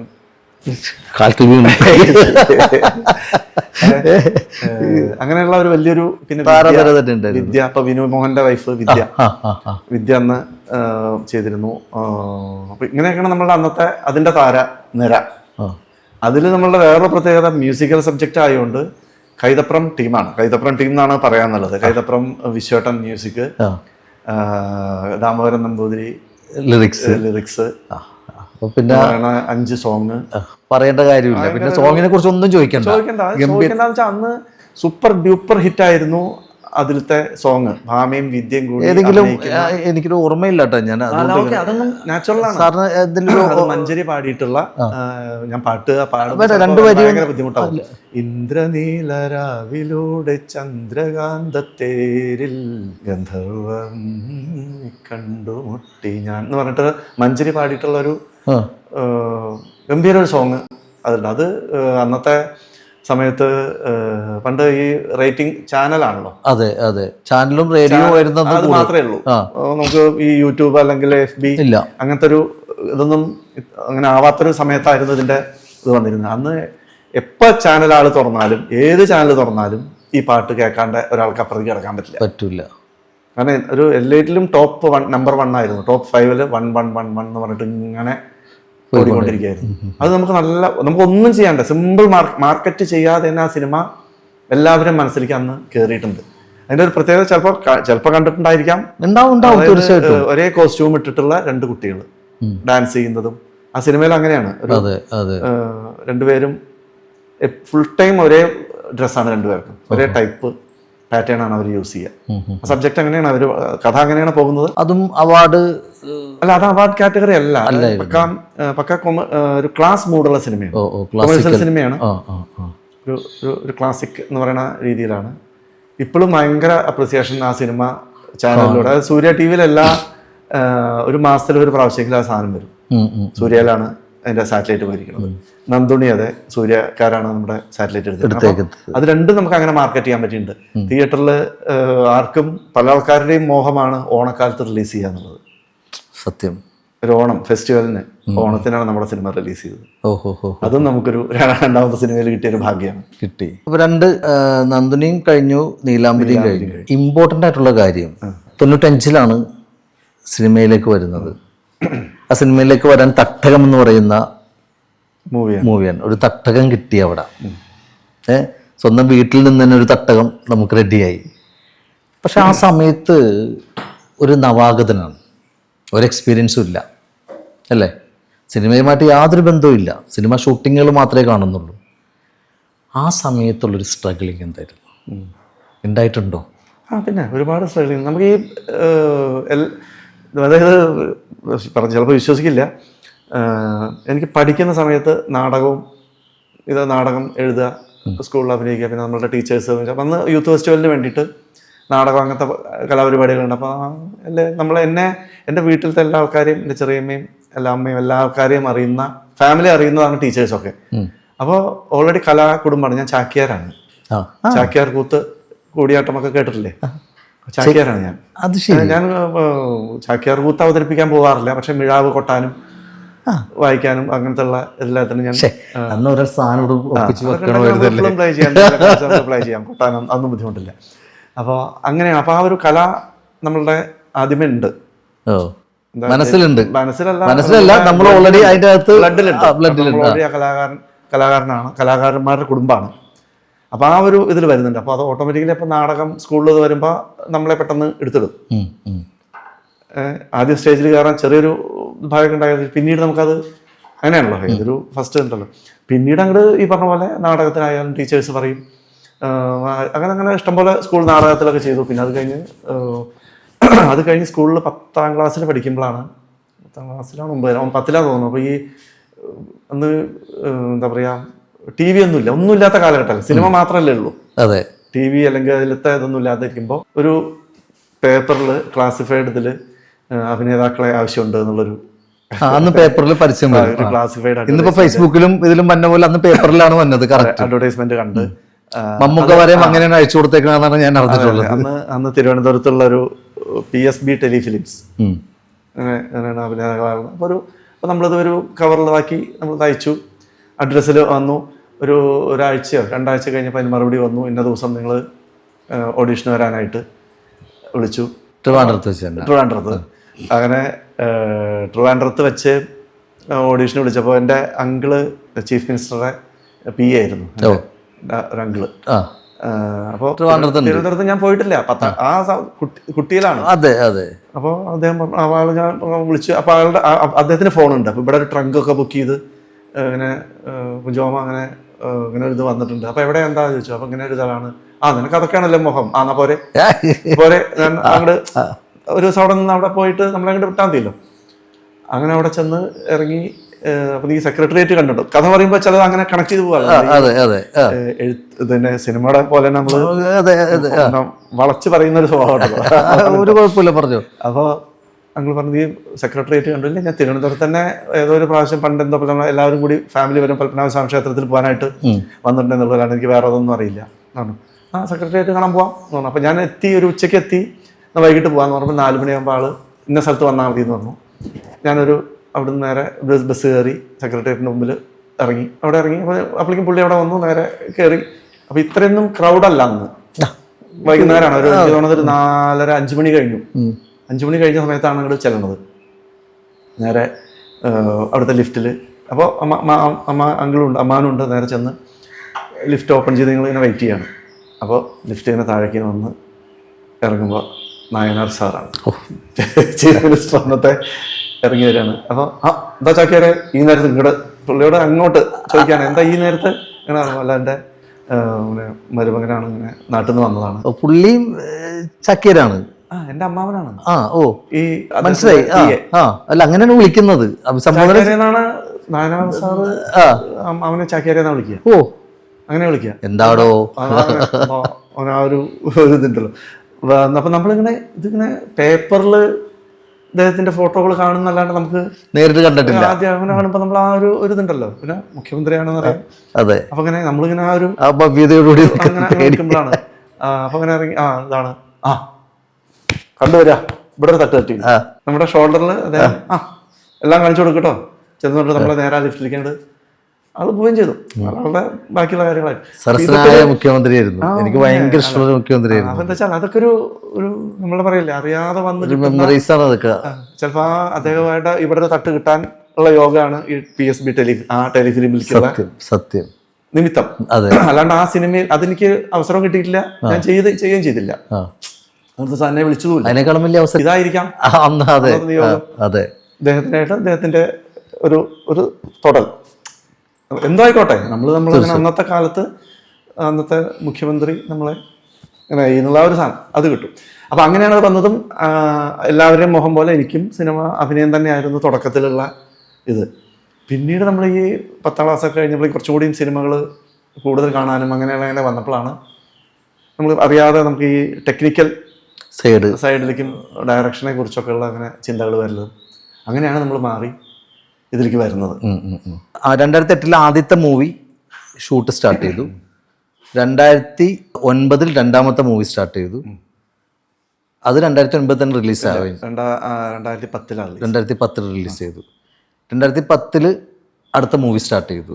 ഇല്ല, അതിന്റെ പ്രീ പ്രൊഡക്ഷൻ വർക്കുകളൊക്കെ എല്ലാം തുടങ്ങി. പക്ഷെ അതിന്റെ ഷൂട്ടും അതിന്റെ റിലീസും ഒക്കെ വന്നിരിക്കുന്നത് 2012 2012 വന്നത്. മൂന്നാമത്തെ മൂവി. അതിൽ അതിന്റെ ആർട്ടിസ്റ്റ് ഇതിന്റെ സിനിമയുടെ പേര് നോട്ടി പ്രൊഫസർ. ഞാൻ കേട്ടിട്ടുണ്ടല്ലോ. ബാബുരാജ് ഞാൻ കണ്ടിട്ടുണ്ട്. ബാബുരാജ്, ലക്ഷ്മി ഗോപാൽ സ്വാമി, ഇന്നസെന്റ് ഏട്ടൻ, ലെന, ടിനി ടോം. നിങ്ങൾ സത്യം പറഞ്ഞ ഭയങ്കര ഒരു ഭാഗ്യം തന്നെയാണ് ഹരിസാറിന് കിട്ടിയേക്കുന്നത്. താൻ ചെയ്ത മൂവികളിൽ എല്ലാം ആർട്ടിസ്റ്റുകളെ കൊണ്ടുള്ള കളി തന്നെയാണെന്ന് പറയാം അല്ലേ? അത്യാവശ്യം നല്ല എല്ലാറ്റിലും കാസ്റ്റ് ഉണ്ട്.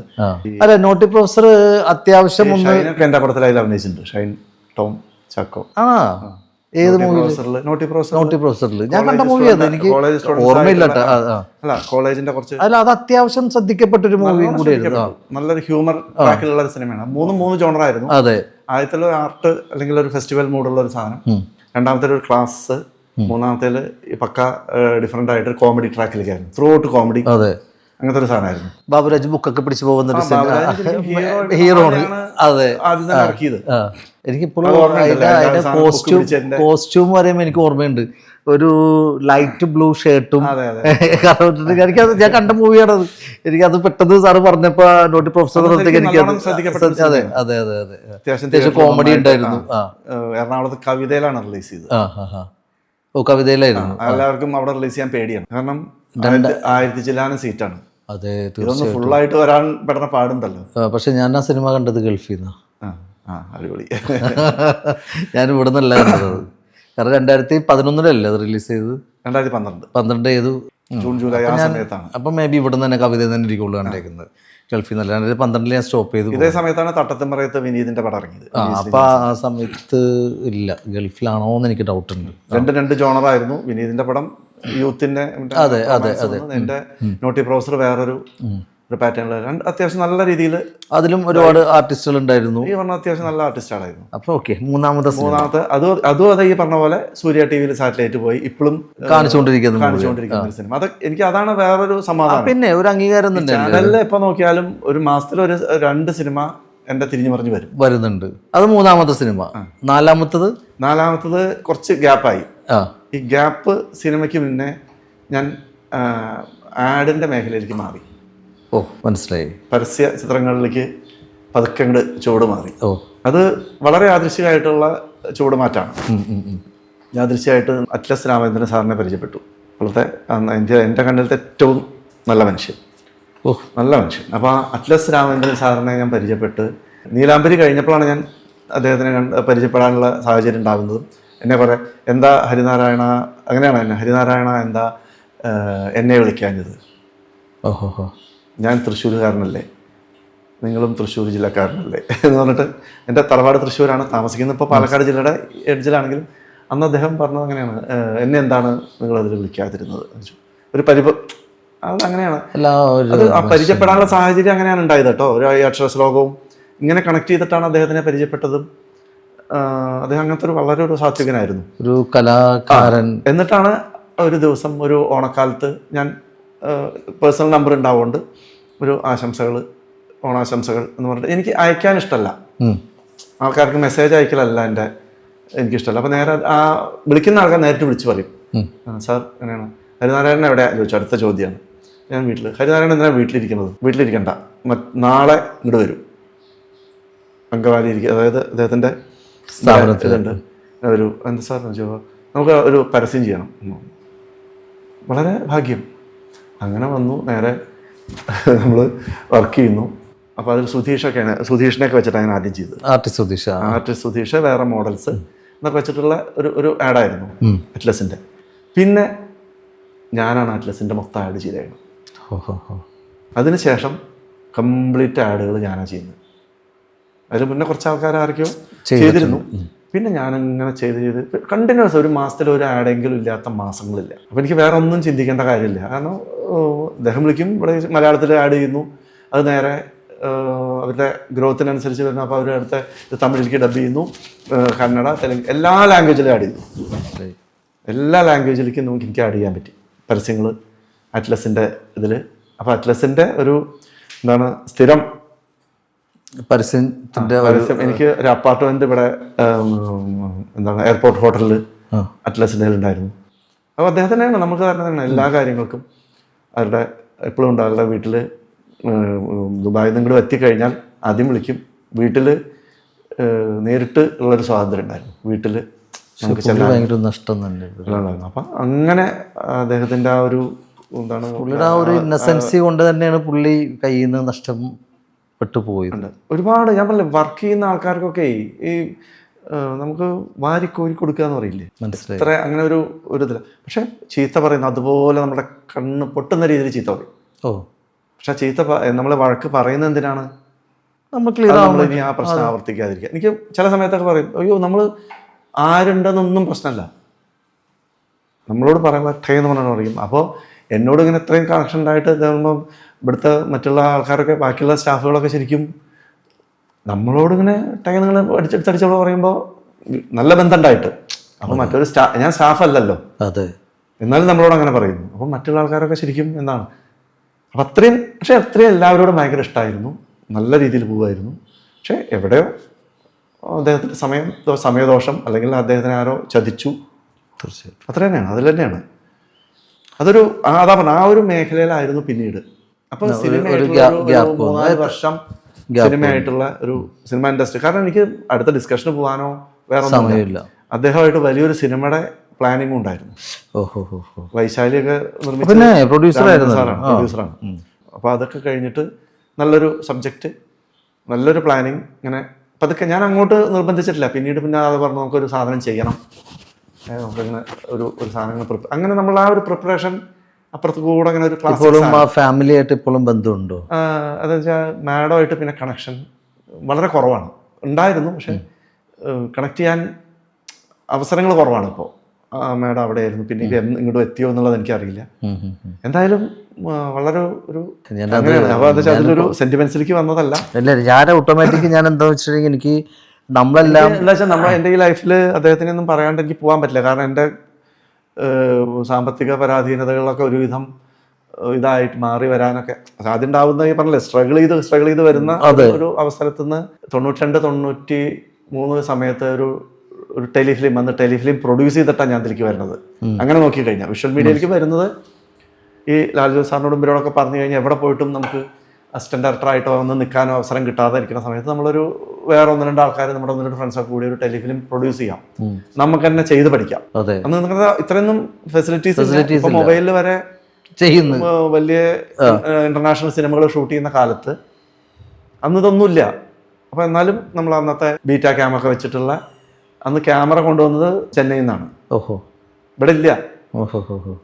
അപ്പൊ അവിടെ നിന്നാണ് ക്യാമറ കൊണ്ടുവന്നത്. ഭയങ്കര റെന്റായിരുന്നു അന്ന്. അപ്പൊ അന്ന് നമ്മളത് ടെലിഫിലിം ഷൂട്ട് ചെയ്തു. അതിപ്പോഴും ഏതോ സ്റ്റുഡിയോയിൽ എവിടെയോ കിടക്കുന്നുണ്ട്.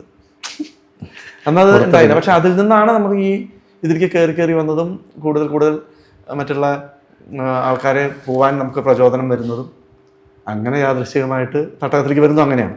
അപ്പൊ ഇതൊക്കെ കഴിഞ്ഞ് ഒരു ഗ്യാപ്പ് വന്നു. ആ ഗ്യാപ്പിന് ശേഷം പിന്നെ നമ്മൾ ഈ പറഞ്ഞില്ലേ, പിന്നെ നമ്മൾ സ്ക്രിപ്റ്റുകൾ ഇങ്ങനെ ഞാനും എൻ്റെ 1-2 സുഹൃത്തുക്കളൊക്കെ ഉണ്ട്, അവരുമായിട്ട് ഇങ്ങനെ സ്ക്രിപ്റ്റ് ചർച്ചകളും സ്ക്രിപ്റ്റ് ഇങ്ങനെ കുറേ സ്ക്രിപ്റ്റ് ചെയ്തു ഇതിൻ്റെ ഇടയിൽ കൂടെ. പിന്നെ ആ ഗ്യാപ്പുകളിലൊക്കെ സ്ക്രിപ്റ്റ് ചെയ്ത് കൊറോണ കാലത്താണ് പിന്നീട് അടുത്ത ഈ നെരിപ്പോട് എന്നുള്ള ഒരു OTT മൂവി. എല്ലാം പുതിയ ആൾക്കാർ, ഫ്രഷേഴ്സിനെ വെച്ചിട്ട് ഒരു നെരിപ്പോട്. അത് 2 ഇതാണ്.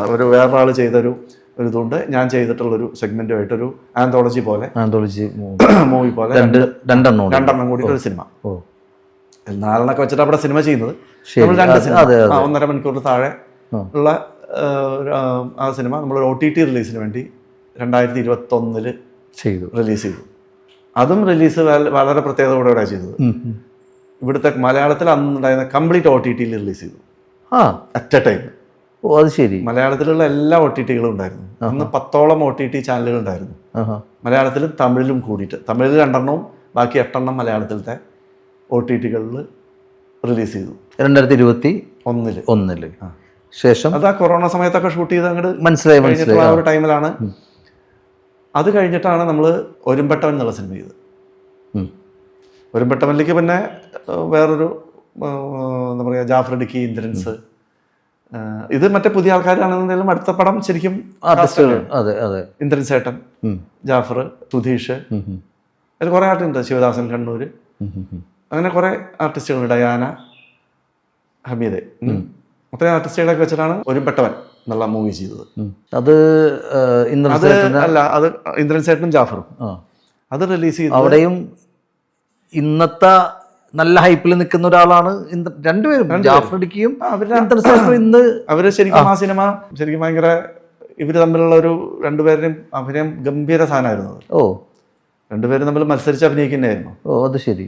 ആ സിനിമ കണ്ടിട്ടുണ്ടോന്ന് അറിയില്ല. ഇല്ല, ഞാനത് OTT-ലും യൂട്യൂബിലൊക്കെ ഉണ്ട്. ഭയങ്കര, അതായത് അവിടെ ഒരാൾ കൈ കാണിക്കുന്നുണ്ട്, കണ്ടിട്ടുണ്ടെന്ന് ഡയറക്ടർ കണ്ടിട്ടുണ്ട്. സന്തോഷം, താങ്ക് യു. അതിലും വേറെ പ്രത്യേകിച്ച് അതിന്റെ കമന്റ്സ് വെറുതെ വായിച്ചു നോക്കുക. യൂട്യൂബിലെ കമന്റ് ഏരിയയിലേക്ക് പോയി കഴിഞ്ഞാൽ ഒറ്റ നെഗറ്റീവ് കമന്റും അതിനില്ല. ഗംഭീര സിനിമ, ഞങ്ങൾക്ക് തിയേറ്റർ കാണാൻ പറ്റിയില്ല, അങ്ങനെ പറയുന്ന ഒരു അല്ല, അങ്ങനെ കുറെ സിനിമകൾ ഞങ്ങൾക്ക് നഷ്ടം സംഭവിച്ചിട്ടുള്ള ഇതാണ്. അപ്പൊ അത് എനിക്ക് പ്രേക്ഷകരോട് ഒറ്റ കാര്യം പറയുള്ളൂ, നമ്മുടെ അടുത്ത സിനിമ വരാൻ പോവാണ്. എനിക്ക് വരുന്നതിന് മുമ്പേ ഇടയ്ക്ക് കയറി പറയാണ്, കയറി പറയാണ്, എൻ്റെ അടുത്ത സിനിമ വരാൻ പോവുകയാണ് 2026. 2025 ഒരുമ്പെട്ടവൻ ചെയ്തു. 2026 ക്ലാ ക്ലാ ക്ലീ ക്ലീ നസറി തിരിഞ്ഞു നോക്കി എന്നുള്ള സിനിമ വരാൻ പോവുകയാണ്. ഞാൻ അതിലേക്ക് വരണമായിരുന്നു. അല്ല, അതിൽ ഇടയിൽ പറയാൻ. അപ്പോൾ ഒരുമ്പെട്ടവൻ തിയേറ്ററിൽ എല്ലാവരും പോയി കാണാത്തത് കൊണ്ട് പിന്നീടാണ് പലരും അയ്യോ അത് ഗംഭീര സിനിമയാണല്ലോ, നല്ല സിനിമയാണല്ലോ എന്ന് പറഞ്ഞു. അങ്ങനെ ഒരു പരീക്ഷണത്തിന് നിൽക്കാതെ തിയേറ്ററിൽ തന്നെ വന്ന് സിനിമ കാണണം പ്ലീസ്. എന്നിട്ട് നല്ല അഭിപ്രായങ്ങളാണെങ്കിൽ നല്ലത് പറയാം, ചീത്തയാണെങ്കിൽ ചീത്തയും പറയാം. ചോദിച്ചോളൂ. അതെ, ക്ലാ ക്ലാ ക്ലീ ക്ലീ ക്ലൂ ക്ലൂ ഇല്ല, ക്ലൂ ക്ലൂ ഇല്ല, ക്ലാ ക്ലാ ക്ലീ ക്ലീ നസ്രിയെ തിരിഞ്ഞു നോക്കി. ഞാൻ ആ പേര് ഇദ്ദേഹത്തിൻ്റെ പ്രൊഫൈൽ എനിക്ക് കിട്ടുന്നപ്പോൾ ഞാനിങ്ങനെ അത് വായിച്ചപ്പോൾ തന്നെ ഇതിലെന്തോ ഉണ്ടല്ലോ എന്ന് പറഞ്ഞ് ഞാൻ രന്യയോട് പറഞ്ഞു, നസ്രിയാണോ അതിൻ്റെ അകത്ത് അഭിനയിച്ചേക്കുന്നതെന്ന് വെച്ചാൽ ഞാൻ പറഞ്ഞു നസ്രിയല്ല, പോസ്റ്ററും കാണിച്ചു കൊടുത്തു. പക്ഷേ ആ പേരിൽ തന്നെ എന്തൊക്കെയോ ഒരു അതിലും എന്തോ ഉണ്ടെന്ന് എനിക്ക് മനസ്സിലായി. ഞാൻ പിന്നെ ഇപ്പോൾ അത് റിവീൽ ചെയ്യേണ്ട കാര്യമില്ല, ആൾക്കാർ പോയി കാണണം എന്ന് തന്നെയാണ് പറയുന്നത്. നമ്മളെന്തായാലും ഫസ്റ്റ് ഡേ തിയേറ്ററിലുണ്ടാവും, അത് ഇനിയിപ്പോൾ എന്തായാലും ഉണ്ടാവും എന്നാലും ഉറപ്പിച്ചു. ഓക്കെ, അത് 2025 ഷൂട്ട് തുടങ്ങിയത് ക്ലാക്ക് അല്ലേ? അതിലാരൊക്കെയാണ് ആർട്ടിസ്റ്റ്? അതിലെല്ലാവരും പുതിയ ആൾക്കാരാണ്. എല്ലാവരും പുതിയ ആൾക്കാരാണ്. എനിക്ക് വേറൊരു സംഭവം എന്ന് വെച്ചാൽ പുതിയ ആൾക്കാരെ വെച്ച് ചെയ്യാൻ ശരിക്കും ഇഷ്ടം. അതെ, കാരണം ഒരു ഫ്രഷ്നെസ് ഉണ്ടാവും. തീർച്ചയായിട്ടും. മറ്റത് നമുക്ക് ഓൾറെഡി പ്രഡിക്റ്റഡ് ആണ്. ഇപ്പോൾ ആസിഫ് അലി അഭിനയിച്ചു, അല്ലെങ്കിൽ ജയസൂര്യ അഭിനയിച്ചു, അല്ലെങ്കിൽ പൃഥ്വിരാജ് അഭിനയിച്ചു, ലാലേട്ടൻ. അപ്പോൾ അതിലേക്കൊക്കെ ഓൾറെഡി പ്രഡിക്റ്റഡ് ആയിരിക്കും, അതിങ്ങനെയൊക്കെ ആയിരിക്കും. ഹീറോ ആളാണ്, അപ്പോൾ അങ്ങനെ പോവുള്ളൂ സത്യം എന്നുള്ള ആ ഒരു സാധനം ഈ സബ്ജക്റ്റിന് തീരെ പറ്റില്ല. ഇപ്പം ഞാനിപ്പോൾ ഈ ചെയ്ത് റിലീസ് ചെയ്യാൻ പോകുന്ന സബ്ജക്റ്റ് നസ്രിയൊക്കെ പറ്റില്ല. ക്ലീ നസ്രിയെ തിരിഞ്ഞു നോക്കി. എല്ലാം പുതിയ ആൾക്കാരാണ് ചെയ്തത്. പുതിയ ആൾക്കാരാണോ ചോദിച്ചാൽ അല്ല. ഒരു ചോദ്യം കൂടി ചോദിച്ചോട്ടെ, ലവ് സ്റ്റോറിയാണോ? അല്ലേ? അത് എനിക്ക് തോന്നി, അതുകൊണ്ടാണ്. കാരണം ഇപ്പം എല്ലാം പരീക്ഷിച്ചു, എല്ലാ സാധനവും നോട്ടി പ്രൊഫസറും അങ്ങനെ ഇങ്ങനെയൊക്കെ പരീക്ഷണങ്ങൾ നടത്തി വന്നു. ത്രില്ലർ ഒരു ഹൊറർ ജോണറായിരുന്നു നെരിപ്പോട്, വേറെ ജോണറായിരുന്നു. ഇതിൽ കിടന്നപ്പോൾ വേറെ ജോണറായി. ഓക്കെ, അതായത് റൊമാൻസ് കോമഡിയും ഹ്യൂമറും ബ്ലെൻഡ് ചെയ്ത്, ഹ്യൂമറും റൊമാൻസുമാണ് ഇതിൻ്റെ അകത്ത് വന്നിരിക്കുന്നത്. എന്തായാലും അത് തകർക്കും എന്നുള്ളൊരു ഉറപ്പാണ്. കാരണം നമ്മളും കോൺഫിഡൻ്റ് ആണ്. ഇല്ല, ഇന്നിവിടെ ഒട്ടുമിക്ക ഞാനും ഞങ്ങളുടെ ക്രൂ എല്ലാവരും പറയുന്ന കാര്യമാണ്, നല്ലൊരു ലവ് സ്റ്റോറി കണ്ട കാലം മറന്നു. സത്യമായിട്ടുള്ള കാര്യമാണ് അത്. കാരണം ലവ് സ്റ്റോറികൾ വന്നതൊക്കെ എന്തൊക്കെയോ കാണിച്ചു കൂട്ടുന്നു. ഈ അടുത്ത് ഞങ്ങളൊരു മൂവി കണ്ടു, പറയാതിരിക്കാൻ പറ്റില്ല. അദ്ദേഹം എടുത്തേക്കുന്ന എഫേർട്ട്, അത് സത്യം പറഞ്ഞാൽ ഒരു ഡയറക്ടർ എടുത്തേക്കുന്ന എഫേർട്ട്, ആ പ്രൊഡ്യൂസർ എടുത്തേക്കുന്ന എഫേർട്ട്, അവരൊക്കെ ഒരുപാട് ബുദ്ധിമുട്ടുണ്ട്. പക്ഷേ എനിക്കൊന്നൊരു 10 വർഷം മുമ്പ് ഷൂട്ട് ചെയ്ത മൂവി അത് ഈ അടുത്താണ് റിലീസായത്. അപ്പം അതിൻ്റെ ഒരു പോരായ്മ ആയിരിക്കണം. ഞങ്ങളത് ഫസ്റ്റ് ഡേ തന്നെ പോയി കണ്ടിരുന്നു. പക്ഷെ നല്ല ഒരു സംഭവം, നല്ലൊരു പ്ലാറ്റ്ഫോം ആയിരുന്നു. പക്ഷെ എന്തൊക്കെയോ ഒരു മിസ്സിങ്. രസകരമായിട്ട് തോന്നി, അത് നമുക്കൊരിക്കലും കുറ്റം പറയണല്ല, രസകരമായിട്ട് തന്നെ തോന്നി. അപ്പം ഞങ്ങൾ പറഞ്ഞു നല്ലൊരു സ്കോപ്പ് എപ്പോഴും കിടക്കണേന്ന്. തീർച്ചയായിട്ടും ഉണ്ട്. നമ്മളിപ്പോൾ സ്കോപ്പ് ഉണ്ടെന്ന് പറഞ്ഞാൽ പറഞ്ഞേ, ഈ സബ്ജക്റ്റിൽ നിലവിലുള്ള ആർട്ടിസ്റ്റുകൾ അഭിനയിച്ചു കഴിഞ്ഞാൽ നമുക്ക് ഓൾറെഡി പ്രഡിക്റ്റ് ചെയ്യാൻ പറ്റും. പിന്നെ ഈ കഥ തിയേറ്ററിൽ പോകുമ്പോഴേ അറിയുള്ളൂ. ഇങ്ങനെ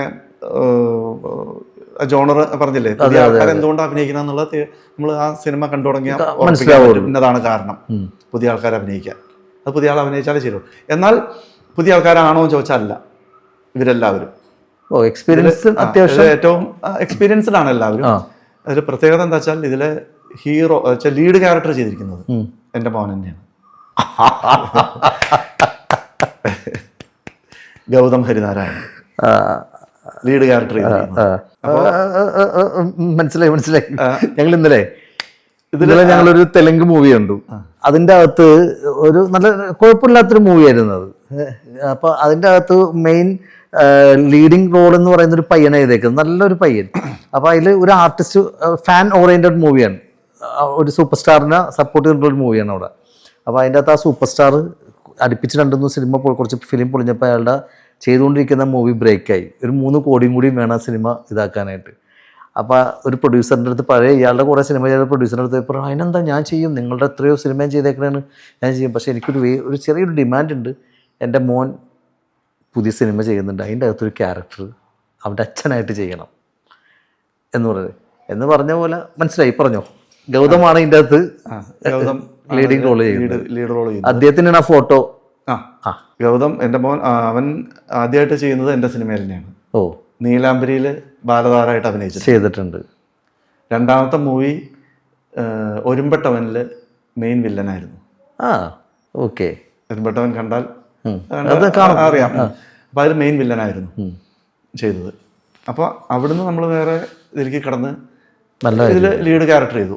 എന്നാൽ ഈക്വലായിട്ട് ഇതിൽ വേറെ പ്രത്യേകത വെച്ചാൽ മാമുക്കോയുടെ മകനെ നിസാർ മാമുക്കോ അറിയാം, ആദ്യമായിട്ട് അഭിനയിക്കുന്ന ഇതിലാണ്. പുള്ളി ഇതിനു മുമ്പ് ഏതൊക്കെയോ ഒന്നും ചെറുതാണ് എൻ്റെ ഒരുമ്പെട്ടവനിലൊരു ചെറിയൊരു വേഷം ചെയ്തിട്ടുണ്ട്. അവിടുന്ന് ശരിക്കും ത്രൂ ഔട്ട് ഒരു കോമഡി ജോണറിലേക്കും കോമഡി ക്യാരക്ടറായിട്ട് ശരിക്കും മറ്റേ മാമുക്കോയുടെ ഒരു ഷെയ്ഡ് ഇവിടെ കാണാം ഈ സിനിമയിൽ. അപ്പോൾ തിയേറ്ററിൽ ഓഡിയൻസിന് വന്നാൽ 100% ഒരു എൻ്റർടൈനറായിട്ട് നമുക്ക് കൊണ്ടുപോകാൻ പറ്റും. ഓക്കെ, അതാണ് ആ ഒരു സിനിമയുടെ ഒരു പ്രത്യേകത. അപ്പോൾ ഗൗതമിൻ്റെ ഒരു വൻ എന്താ പറയുക നായകനായിട്ടുള്ള വരവ് എന്ന് തന്നെ പറയാം. സന്തോഷമുണ്ട് കേട്ടോ. അത് വേറൊന്നുമില്ല. ഞാനെപ്പോഴും പറയുന്നത് ഇന്ന് പരീക്ഷണങ്ങളുടെ കാലഘട്ടത്തിലൂടെയാണ് മലയാള സിനിമ കടന്നു പോകുന്നത്. ഒരുപക്ഷെ ഞാനും അരിസാറൊക്കെ ഇപ്പം ഞാൻ 2012 സിനിമ എന്ന് പറയുന്ന മോഹം തലക്ക് പിടിച്ചിട്ട് ഈ നാട്ടിലേക്ക് തിരിച്ചു വരുന്നതും സിനിമാ മേഖലയിൽ വർക്ക് ചെയ്യാൻ തുടങ്ങിയത്. പക്ഷെ നമ്മളൊക്കെ വരുമ്പോൾ ലിമിറ്റഡായിരുന്നു, അവസരങ്ങൾ കുറവായിരുന്നു.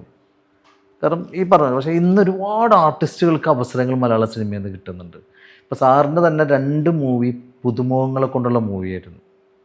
ഇപ്പോൾ ഈ ഒരു മൂവിയിൽ ഗൗതം മാത്രമായിരിക്കാം ഒരു എക്സ്പീരിയൻസർ എന്ന് പറയാനായിട്ട്, ബാക്കിയുള്ളവരൊക്കെ ഇങ്ങനെ വന്നുകൊണ്ടിരിക്കുന്ന ഷോർട്ട് ഫിലിമും പലതിലും ചെയ്തിട്ടുള്ളൊരു ആൾക്കാരെയാണ് നമ്മൾ ചെയ്തിരിക്കുന്നത്. അപ്പോൾ അതൊരു സത്യം ഒരു വലിയൊരു പരീക്ഷണം തന്നെയാണ് സാർ അത് ചെയ്യുന്നതും. കാരണം എന്നാലും ഞാൻ പറയുന്നത് അവസരങ്ങൾ എല്ലാവർക്കും ഒന്ന് തുറന്നൊരു പുസ്തകം പോലെ കിട്ടുന്നുണ്ട്. പലർക്കും പല രീതിയിലും അവസരങ്ങൾ വരുന്നുണ്ട്. അപ്പോൾ ഗൗതമിനും അതൊരു നല്ലൊരു ഓപ്പർച്യൂണിറ്റി ആയി മാറുകയും അദ്ദേഹം മലയാള സിനിമയിൽ തിരക്കാർന്ന ഒരു വ്യക്തിത്വത്തിനുടമയായിട്ട് മാറാൻ സാധിക്കണം, തൻ്റേതായ ഒരു ചെയർ ഉണ്ടാക്കാൻ സാധിക്കണം എന്നുള്ളത്. കാരണം അച്ഛൻ്റെ വിലകളായിരുന്നല്ലോ. അച്ഛനിപ്പോൾ 6ാമത്തെ മൂവിയല്ലേ ഇപ്പോൾ സാറിന് റിലീസ് നിൽക്കുന്നത്. നെക്സ്റ്റ് എന്താണ് അതും പറയാം. അപ്പോൾ ഇതിൽ ഈ വേറൊരു പ്രത്യേകതയും കൂടെ ഉണ്ട്. ക്ലിക്കിളി നസ്രി തിരിഞ്ഞു നോക്കി എന്നുള്ളതിൽ 61ഓളം പുതിയ ആൾക്കാർ അഭിനയിക്കുന്നുണ്ട്.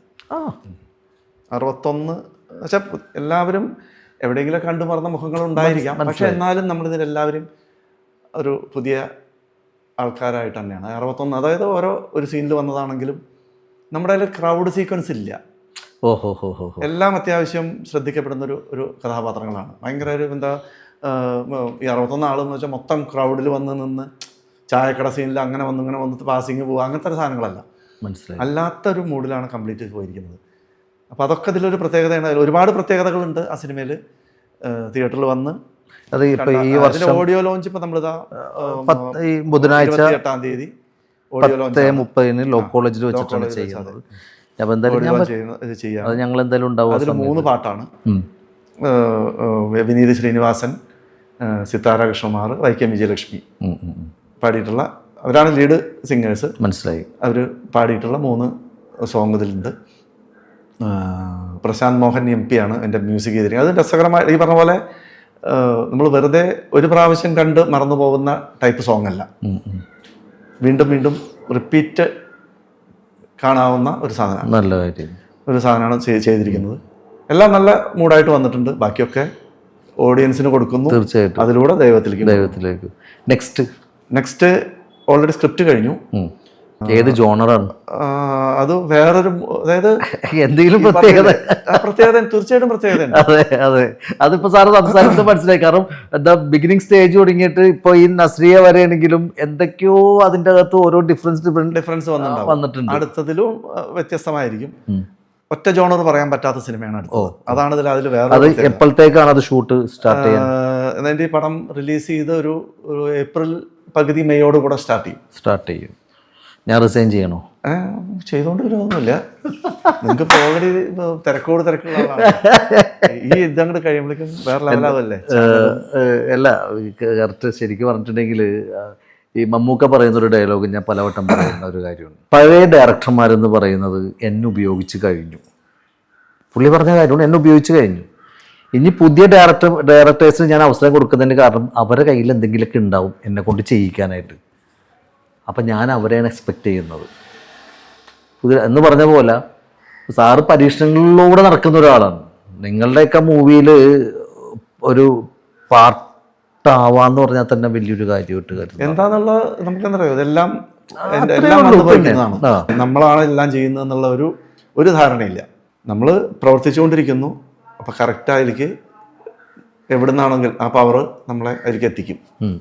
ഉറപ്പായിട്ടും എനിക്ക് അങ്ങനെ ഉണ്ടായിട്ടുള്ളൂ. തീർച്ചയായിട്ടും. എന്തായാലും എല്ലാ ആശംസകളും. കാരണം വേറൊന്നും കൊണ്ടല്ല, എനിക്ക് എന്നെ സംബന്ധിച്ച് പറഞ്ഞാൽ ഈ ഫ്ലോറിൽ വന്ന് ഇരുന്ന് പോയിട്ടുള്ളവർ, ഇപ്പോൾ ഓരോ ഡയറക്ടർമാരാണെങ്കിലും ആർട്ടിസ്റ്റുകളാണെങ്കിലും നമ്മൾ അവരോട് പറയുന്നൊരു കാര്യമുണ്ട്. നമ്മുടെ ഭാഗത്തുനിന്ന് എന്ത് സപ്പോർട്ട്. ഇപ്പോൾ കഴിഞ്ഞ ആർട്ടിസ്റ്റ് വന്ന് ഞാൻ അവരോട് പൂവെന്ന് പറയുന്ന മൂവി അവാർഡ് ഓറിയൻറ്റഡ് മൂവിയാണ്. അത് മനോർമാക്സിൽ റിലീസ് ആയിട്ടുണ്ട്. അപ്പോൾ KPCD ചേച്ചിയും അതേപോലെ തന്നെ ശാന്തിയാണ് വന്നത്. അവർ വന്നപ്പോൾ ശാന്തിയായിട്ട് സംസാരിച്ചപ്പോൾ എനിക്ക് തോന്നി എൻ്റെ ഒരു പെങ്ങളൂട്ടി സംസാരിക്കുന്ന പോലെ. സത്യം, നമ്മുടെ കുടുംബത്തിലെ ഒരാൾ സംസാരിക്കുന്ന, നമ്മുടെ പെങ്ങൾ മലയാളി എല്ലാവരും, പക്ഷെ അങ്ങനെ ഭയങ്കരമായിട്ട് നമ്മുടെ ഫാമിലിയിലുള്ള ഒരാളെ പോലെ നമുക്ക് ഫീൽ ചെയ്തത്. അപ്പോൾ അവർ അച്ഛൻ്റെ കാര്യമൊക്കെ പെട്ടെന്ന് അവർ ഇന്ന് വരെ എന്നോട് ആരും, ഫസ്റ്റ് ഇൻ്റർവ്യൂ ആണ് അവരാ ഞങ്ങൾ ചെയ്തേക്കുന്നത്, പക്ഷെ ഇന്ന് വരെ ആരും അങ്ങനത്തെ ഒരു ചോദ്യം ചോദിച്ച് പരസ്പരം കാണുമ്പോൾ തന്നെ ചോദിക്കാറില്ല. പക്ഷെ പെട്ടെന്ന് സാർ അത് ചോദിച്ചപ്പോൾ എനിക്കെന്നെ, കാരണം അച്ഛൻ്റെ ഭയങ്കര മലയാള സിനിമ, കാരണം പുള്ളി മലയാളിയല്ല, ബേസിക്കലി പുള്ളി മലയാളിയല്ല, പുള്ളിക്ക് പക്ഷെ മോളെ മലയാള സിനിമയിൽ ചെയ്യിക്കുന്നത് ഭയങ്കര ആഗ്രഹം. അങ്ങനെ പൂവിൽ അവസരം കിട്ടിയപ്പോൾ അതിനേക്കാൾ മുന്നേ പത്തേമാരി എന്ന് പറഞ്ഞ സിനിമയിൽ മമ്മൂക്കാൻ്റെ പേരായിട്ട് കിട്ടിയതാണ്. പക്ഷെ ലാസ്റ്റ് ഡേ ആണ് അത് ജുവൽ മേരിക്ക് പോയത്. പിന്നീടാണ് ഞാൻ അറിഞ്ഞത്, പുള്ളിക്കാരി ഇവിടെ നിന്ന് പറഞ്ഞില്ല. അപ്പം അതുകൊണ്ടിട്ട് അങ്ങനെ, അപ്പം ഞാൻ പറഞ്ഞു എൻ്റെ ഭാഗത്തുനിന്ന്, ഞങ്ങളുടെ ഭാഗത്തുനിന്ന്, ഞങ്ങളുടെ JC സ്റ്റുഡിയോയുടെ ഭാഗത്തുനിന്ന് എന്ത് സപ്പോർട്ടും തീർച്ചയായിട്ടും നിങ്ങൾക്ക് ഉണ്ടാവും. കാരണം ഞങ്ങൾ ഡയറക്ടേഴ്സിൻ്റെ അടുത്ത് ഞങ്ങൾ നിങ്ങൾക്ക് വേണ്ടിയിട്ട് നമ്മൾ പറയുന്നതായിരിക്കും. നമ്മളൊരു 3 മൂവി ഇപ്പോൾ ഓൾറെഡി അതിൻ്റെ വർക്ക് നടന്നുകൊണ്ടിരിക്കണേ. അപ്പോൾ അതിൻ്റെ അകത്താണെങ്കിലും എനിക്ക് പറയാനേ പറ്റുള്ളൂ, നിങ്ങൾക്ക് പറ്റിയ ക്യാരക്ടർ ഉണ്ടെങ്കിൽ അവർ തരും, അല്ലാണ്ട് ഫോഴ്സ് ചെയ്തിട്ട് നമുക്കിത് സിനിമയാണ് ചെയ്യിക്കാൻ പറ്റില്ല. അപ്പം എന്ന് പറഞ്ഞ പോലെ നമ്മൾ എന്തായാലും ഇതൊരു വലിയൊരു ബന്ധത്തിൻ്റെ തുടക്കമായിട്ടാണ് ഞാൻ കാണുന്നത്. അങ്ങനെയാണ് ഞാൻ കാണുന്നത്. കാരണം ഇപ്പം നമുക്കൊക്കെ, ഞാനിപ്പോൾ സാറ് ഇവിടെ വന്നിരിക്കുന്ന തന്നെ അൺഎക്സ്പെക്റ്റഡ് ആയിട്ട് മിനിഞ്ഞാന്ന് ഞാൻ ഇവിടെ ഇരുന്നിട്ട് ജോസേട്ടൻ്റെ കാര്യം പറഞ്ഞപ്പോൾ ഞാൻ പറഞ്ഞു, ഈ പുള്ളിയുടെ നമ്മൾ ചെയ്തില്ലല്ലോ എന്ന് വന്നപ്പോഴാണ് ചെയ്യണം. എത്ര വർഷത്തെ എക്സ്പീരിയൻസ്. ഞാൻ ഈ ജോസഫ് വാരാപ്പുഴയുടെ കാര്യം പറഞ്ഞു. ജോസേട്ടന് വർഷങ്ങളായിട്ട് നമ്മൾ പരിചയമുള്ളതാണ്. ഞാൻ ഈ പ്രൊഡക്ഷൻ എക്സിക്യൂട്ടീവ് മേഖലയിൽ നിൽക്കുമ്പോഴും നമ്മൾ നല്ല കണക്ഷനാണ്. അത് കഴിഞ്ഞ് എൻ്റെ നീലാംബരി പുള്ളിയാണ് പ്രൊഡക്ഷൻ കൺട്രോളറായിരുന്നത്. അത് കഴിഞ്ഞ് ഈ സിനിമയിലും പ്രൊജക്ട് ഡിസൈനർ ജോസേട്ടനാണ്.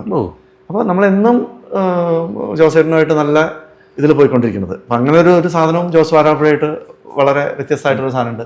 ആ ജോസ് വാരാപ്പുഴയാണ് ഇപ്പോൾ നമ്മളെ പരിചയപ്പെടുത്തി തന്നത്. തീർച്ചയായിട്ടും തീർച്ചയായിട്ടും അതിനും എനിക്ക് സന്തോഷം വളരെ. ഇപ്പോൾ ഒരു JC സ്റ്റുഡിയോ വളരെ വിജയത്തിലേക്ക് പോട്ടെ. അപ്പോൾ ജോസേട്ടൻ്റെയും ആ ഒരു ഫാമിലി മൂഡാണ് ജോസേട്ടനായിട്ട്.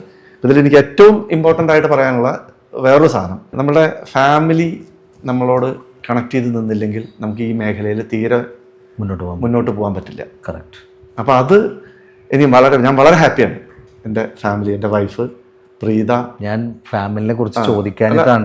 ചോദിക്കേണ്ട പ്രശ്നം വരുന്നില്ല, എനിക്ക് ചോദിക്കാൻ ഞാനിത് പറയാം. നല്ല കാര്യം പറയണം. കാരണം എന്താ വെച്ച് കഴിഞ്ഞാൽ ഈ മേഖലയിൽ, സിനിമാ മേഖലയിൽ പ്രത്യേകിച്ചും, ഏത് മേഖലയിലും വേണമെങ്കിൽ സപ്പോർട്ട് വേണം. ബാക്കിൽ നിന്ന് നമുക്ക് ഫാമിലിയുടെ സപ്പോർട്ട് ഇല്ലാതെ നീങ്ങാൻ പറ്റില്ല. ഇതിൽ നമുക്ക് പ്രത്യേകത എൻ്റെ കാര്യത്തിൽ എന്താ വെച്ചാൽ ത്രൂ ഔട്ട് നമ്മളെ കൂടെ ഭയങ്കര സപ്പോർട്ടാണ് ഈ മേഖലയിൽ വരാൻ. നമ്മളുടെ ആദ്യം മുതൽ, നിങ്ങളുടെ പ്രണയ വിവാഹത്തിൽ മുതൽ, അതിന് മുമ്പേ ഞാൻ സിനിമയിലുണ്ട്. അങ്ങനെയാണ് തുടങ്ങുന്നത്. അങ്ങനെ വരുന്ന ഒരു നരേഷൻ വേറെ ഉണ്ട്. അതൊക്കെ അവിടെ കട്ട് ചെയ്ത് പോട്ടെ.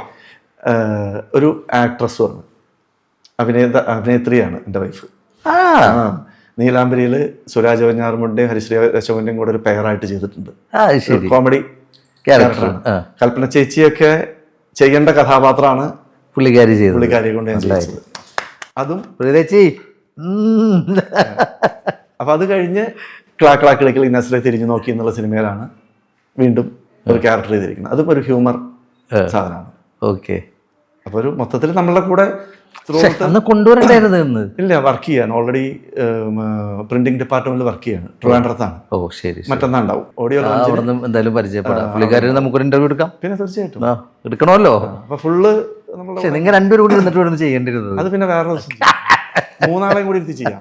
അതെ അതെ അതെ അതെ തീർച്ചയായിട്ടും തീർച്ചയായിട്ടും തീർച്ചയായിട്ടും സന്തോഷം. ഗൗതമിന്റെ അപ്പൊ അവർക്കൊക്കെ വർക്ക് വരുന്നതിനനുസരിച്ചിട്ടാണല്ലോ. അതെ അതെ അതെ അതെ അതെ എല്ലാവർക്കും. അപ്പൊ അതും കൂടി ഞാൻ പറയാണ്ടത് വൈൻഡപ്പ് ചെയ്താൽ ശരിയാവില്ല. അതുകൊണ്ടാണ്. അപ്പൊ എന്തായാലും ഒരു കാര്യം കൂടി, എന്തായാലും ഇത്രയും നേരം സാറ് ഞങ്ങൾക്ക് വേണ്ടി ഒരുപാട് സമയം സാറ് ഇരുന്നു. അപ്പോൾ നമ്മുടെ സ്റ്റുഡിയോ, JC സ്റ്റുഡിയോ സാറ് കണ്ടല്ലേ, വലിയൊരു ഇതൊന്നുമില്ല. നമ്മൾ സാധാരണക്കാരുണ്ട്, വേറെ ഒന്നും ചിന്തിക്കേണ്ട. എന്തെങ്കിലും പോരായ്മകളുണ്ടെങ്കിൽ ക്ഷമിക്കുക. എന്താണ് നമ്മുടെ സ്റ്റുഡിയോൻ്റെ അല്ലെങ്കിൽ ഞങ്ങളുടെ ക്രൂ മെമ്പേഴ്സിൻ്റെ അവരെ കുറിച്ച് സാറിന് പറയാനുള്ളത്? അല്ല, ഇത് പറയാനൊന്നുമില്ല. ഞാൻ വരുമ്പോൾ തന്നെ നമ്മൾ ഭയങ്കര സപ്പോർട്ടീവായിട്ടാണല്ലോ. ഒന്നും പറയാനില്ല. അവിടെ വന്ന് ഇറങ്ങിയപ്പോൾ മുതൽ നമ്മുടെ ക്യാമറമാനാണ് അവിടെ വന്നത്. ആദ്യം ഗേറ്റ് കിടന്ന വഴിക്ക് തന്നെ സൈഡൊക്കെ പറഞ്ഞ് നേരെ. അപ്പോൾ ആദ്യം മനസ്സിലായി, പിന്നെയാണല്ലോ ഞാനാണ് ദിലീപാണ് ക്യാമറാമാനാണ് എന്ന് പറഞ്ഞു. അപ്പോൾ അതാണ്. പിന്നെ നിങ്ങളുടെ സംവിധായക രമ്യ ഭയങ്കര ആക്റ്റീവാണ്.